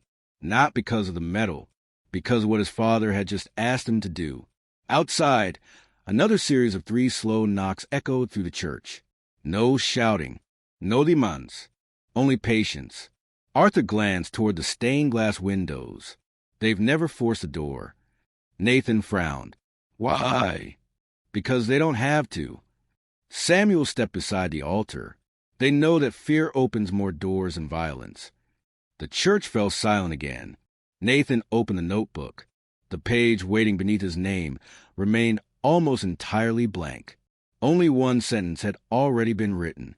Every story becomes permanent the moment someone stops questioning it. Nathan read it twice, then looked at Samuel. You wrote this? Samuel shook his head. No. Then who did? Arthur answered quietly. I did. Nathan looked from one man to the other. You've both been writing in the same book. For 40 years, Arthur replied. A loud crack echoed somewhere beneath the floor. The old wooden pews trembled. Fine dust drifted from the ceiling beams. Claire walked to the rear of the church and peered through a narrow window. They're surrounding the building. Nathan joined her. Dozens of gray-coated figures stood perfectly still around the church. No one spoke. No one looked impatient. Each person held a black notebook against their chest with both hands. Their faces were expressionless, almost peaceful. One figure slowly stepped away from the crowd. Unlike the others, he wore a long black coat. His hair was silver, his posture straight. He stopped several yards from the church entrance. Then he removed his hat. Samuel's face changed. Arthur quietly muttered, I was hoping it wouldn't be him. Nathan looked at them.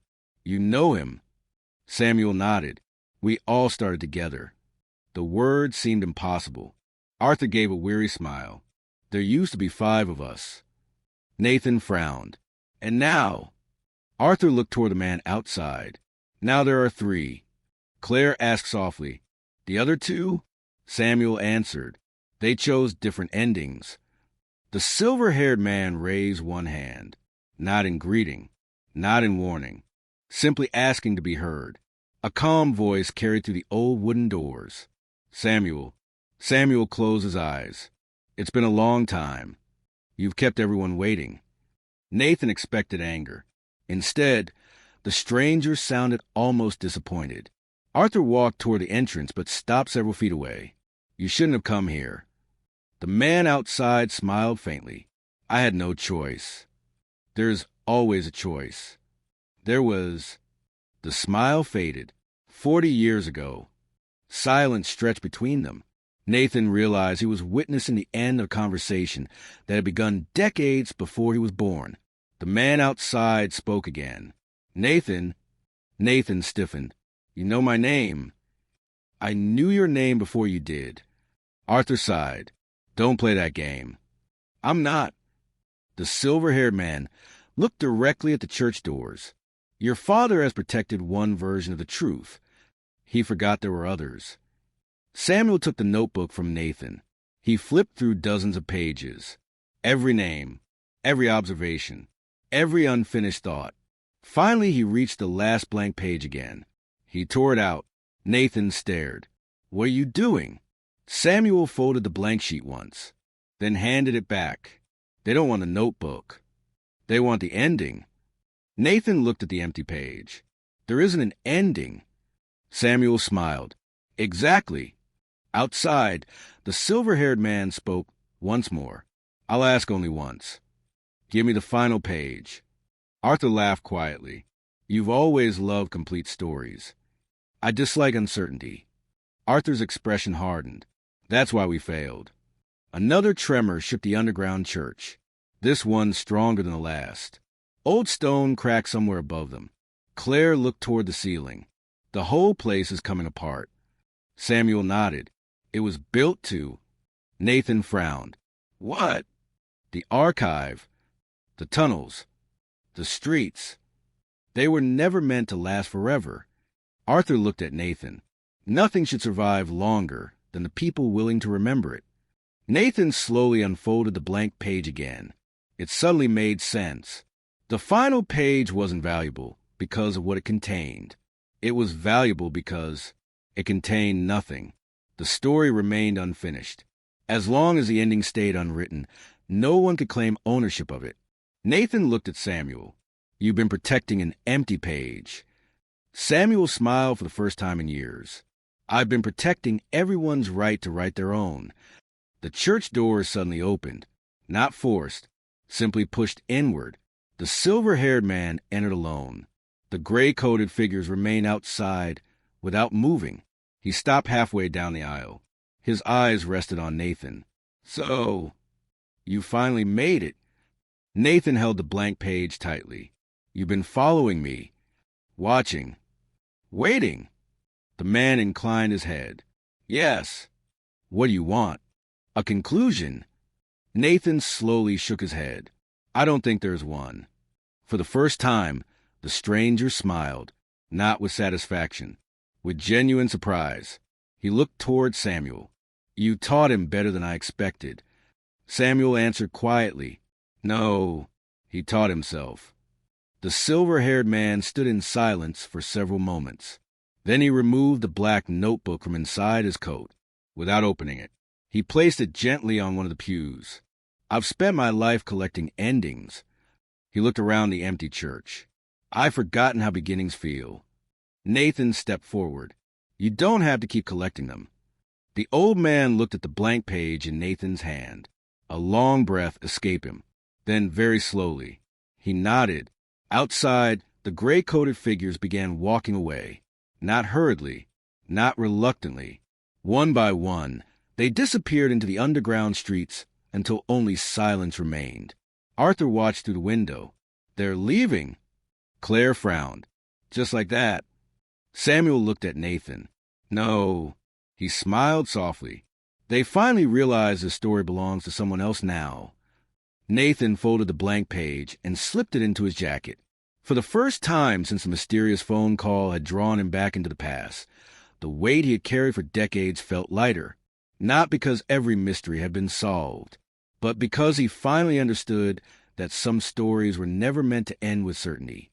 Some were meant to be remembered, others were meant to be questioned, and a few were meant to remain unfinished. Nathan remained where he stood long after the last gray coat disappeared into the maze of underground streets. The silence felt different now, not empty, released. For years, every answer had seemed to lead toward another locked door, another hidden room, another forgotten recording. Now there were no footsteps chasing him, no mysterious voices waiting behind walls, only the slow creak of the old church settling into stillness. Arthur picked up the abandoned black notebook from the pew. He opened it. Every page was blank. He smiled to himself. So, Nathan looked over. There was never anything written in it. Arthur slowly closed the cover. There used to be. What happened to it? Arthur looked toward Samuel. We stopped believing that one version of the past belonged to everyone. Samuel nodded quietly. Some memories deserve witnesses, not owners. Claire stepped toward one of the dusty stained glass windows.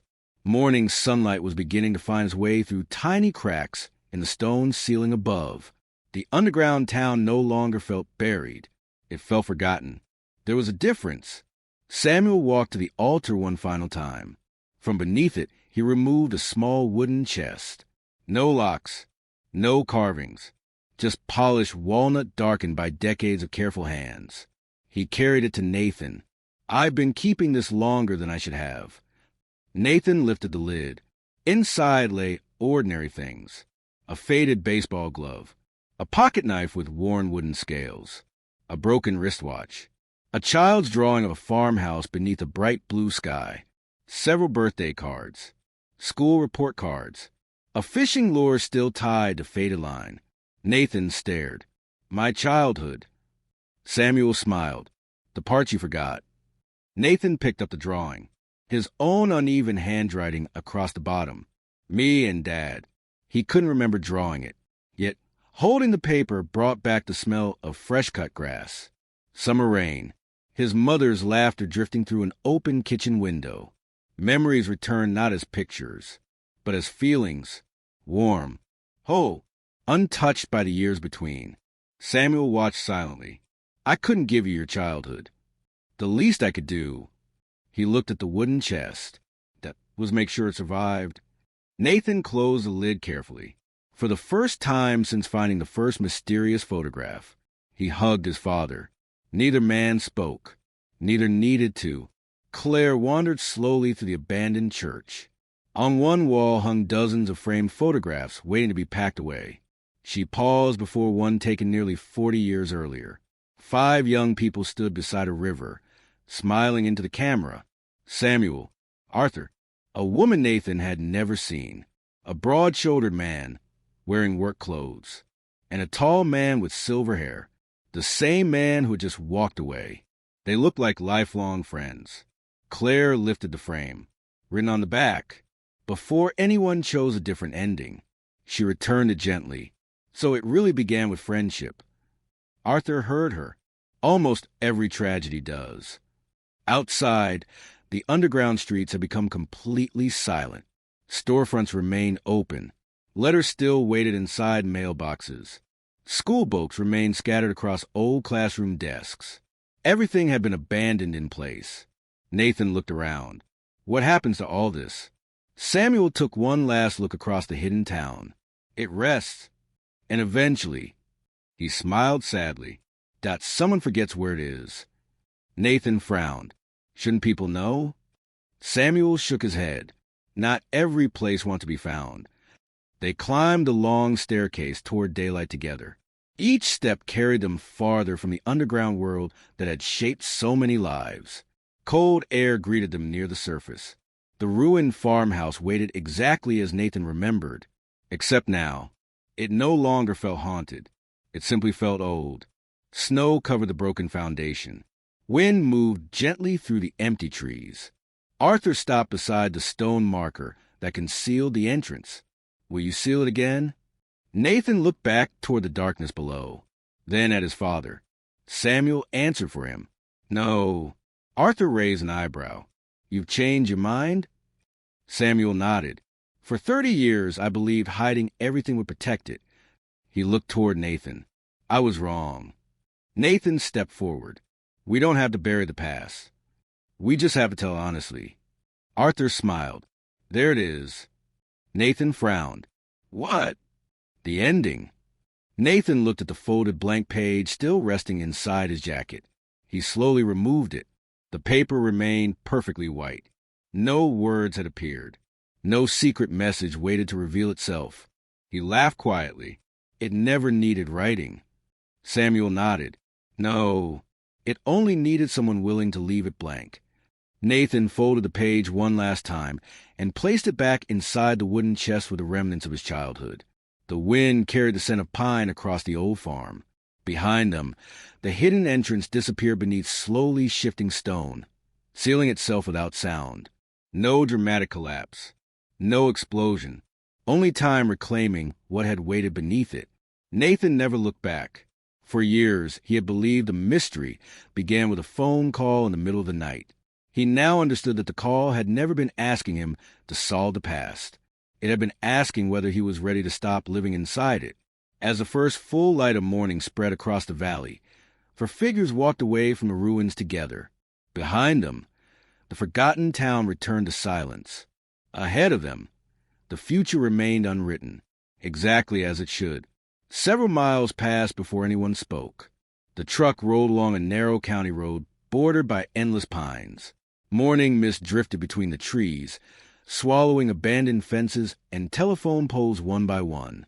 Nathan drove in silence while Samuel sat beside him, staring out the window as though reacquainting himself with a world that had continued without him. Claire finally broke the quiet. "What will you do now?" Samuel smiled faintly. "I've been asked that question many times, and I've never had the chance to answer it." Nathan glanced sideways. "You could have—" Samuel shook his head. "I always believed there would be one more thing to protect. And now—" Samuel looked at his son. "Now I think I protected enough." They stopped at a roadside diner just after sunrise. The building was almost empty. An elderly waitress greeted them without recognizing Samuel. She poured 4 cups of coffee and disappeared into the kitchen. Nathan watched his father study the menu. Such an ordinary moment. It felt stranger than every hidden tunnel and forgotten archive. For decades, Nathan had imagined this reunion as something dramatic. Questions, accusations, explanations. Instead, they sat across from each other deciding whether to order pancakes or eggs. Life had a peculiar way of ignoring the importance people attach to certain moments. Samuel folded the menu. "I don't remember the last time I ate in a place with windows." Claire smiled. "You missed terrible coffee." Samuel lifted the mug. "It tastes wonderful." Arthur arrived 20 minutes later. No one had invited him. He simply walked to the front door, nodded to the waitress, and joined them as though it had always been planned. "You always were difficult to lose," Nathan said. Arthur laughed. "I wasn't following you." "No, I wanted breakfast." For the first time in years, Samuel laughed too. It was a quiet laugh, rusty from disuse, but real. Nathan realized he had never actually heard his father laugh before, not even in childhood. Only now did he understand how much fear had lived beneath every memory. Arthur reached into his coat and placed a sealed envelope on the table. No riddles this time. Nathan looked suspiciously at it. "What is it?" "Open it." Inside were 4 train tickets. Round trip. No destination printed. Only today's date. Claire frowned. "Where do these go?" Arthur shrugged. "Wherever you decide." Nathan turned the tickets over. Blank. There isn't even a station. Arthur nodded. "Exactly." Samuel looked thoughtfully at the envelope. "You finally stopped choosing for other people." Arthur smiled. "It took me long enough." Outside, snow began falling again. Soft. Quiet. Nathan watched flakes disappear against the windshield. His phone vibrated. For a brief moment his heart tightened. Another unknown message? Another anonymous warning? He looked at the screen. A calendar reminder. His own appointment. Nothing mysterious. Nothing hidden. He laughed softly. Claire looked over. "What?" I forgot what normal feels like. When breakfast ended, they stepped into the cold morning together. The parking lot was almost empty. Arthur adjusted his coat. "I suppose this is where we go separate ways." Samuel looked toward him. "We've said goodbye too many times." Arthur nodded. "Maybe this one finally counts." The 2 old friends embraced without another word. No promises. No dramatic farewell. Just 2 men acknowledging a lifetime neither regretted nor wished to repeat. Arthur climbed into an old sedan. Before closing the door, he looked at Nathan. One piece of advice. Nathan waited. When someone tells you they remember everything. Arthur smiled knowingly. Don't believe them. The engine started. Moments later, the car disappeared beyond the curve of the road. Nathan never saw Arthur again. The following weeks passed quietly.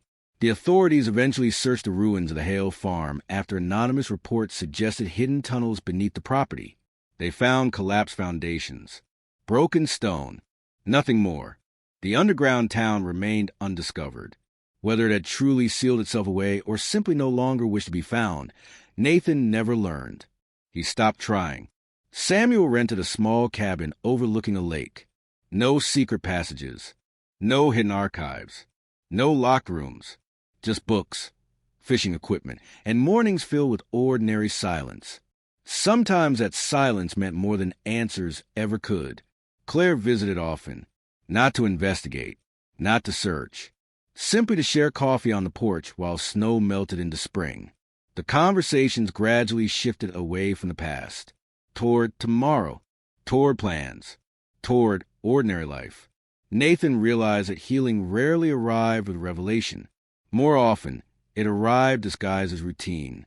A walk, a meal, a laugh, a day without looking over your shoulder.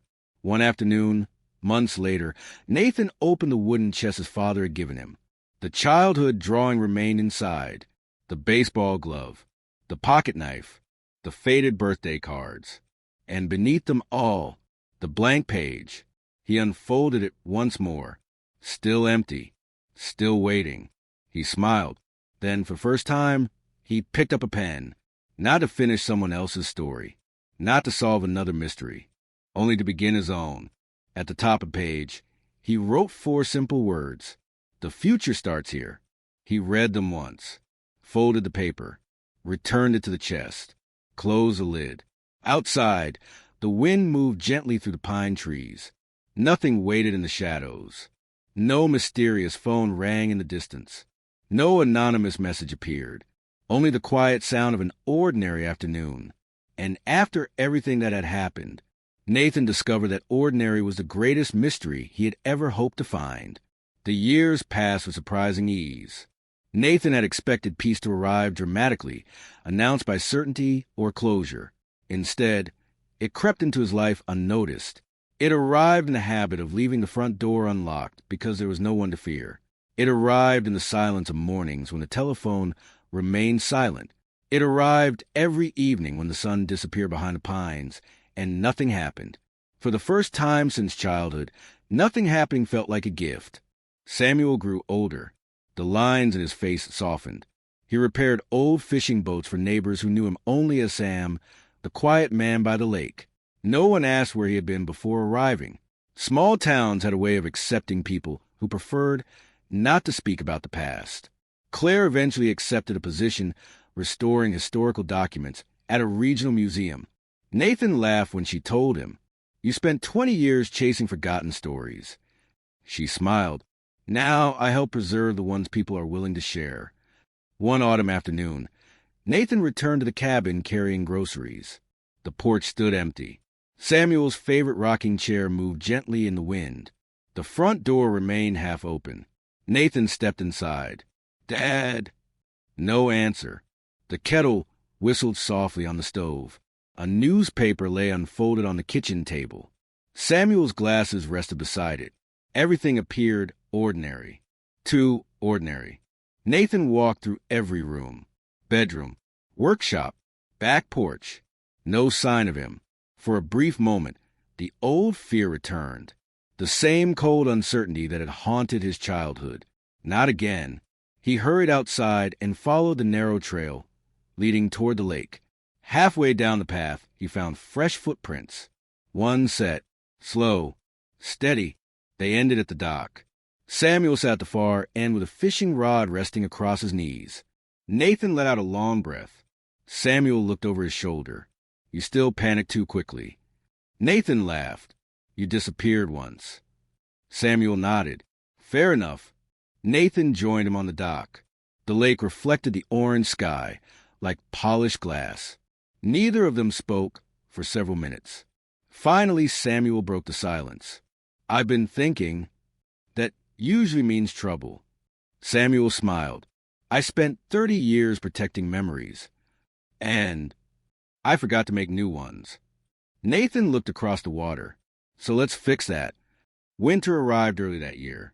Heavy snow buried the roads. The cabin became isolated for weeks. Nathan visited whenever he could. Sometimes they played chess. Sometimes they argued over old baseball games. Sometimes they simply watched snowfall without saying anything. Ordinary conversations slowly replaced extraordinary questions. Neither man noticed when the past stopped dominating every discussion. It simply faded. One evening, Claire arrived carrying a small cardboard box. I found something. Nathan raised an eyebrow. I thought we were done finding things. So did I. She placed the box on the table. Inside rested an old cassette recorder. Nathan froze. Samuel looked at it for a long moment before quietly reaching over and removing the batteries. Then he closed the lid. Claire looked confused. Aren't you going to listen? Samuel smiled gently. No. Nathan looked at him. What if it's important? Samuel shook his head. If it's truly important. He looked around the warm cabin. Doubt it can wait until tomorrow. Nathan stared at the recorder. For years he would have pressed play immediately. He would have chased another clue, another mystery, another hidden voice. Instead, he placed the recorder back inside the box. Claire smiled. I think you finally understand. Nathan nodded. Not every unanswered question is asking to be solved. Outside, snow continued falling. Inside, the fire crackled softly. The old recorder remained silent, and for the first time, no one reached for it.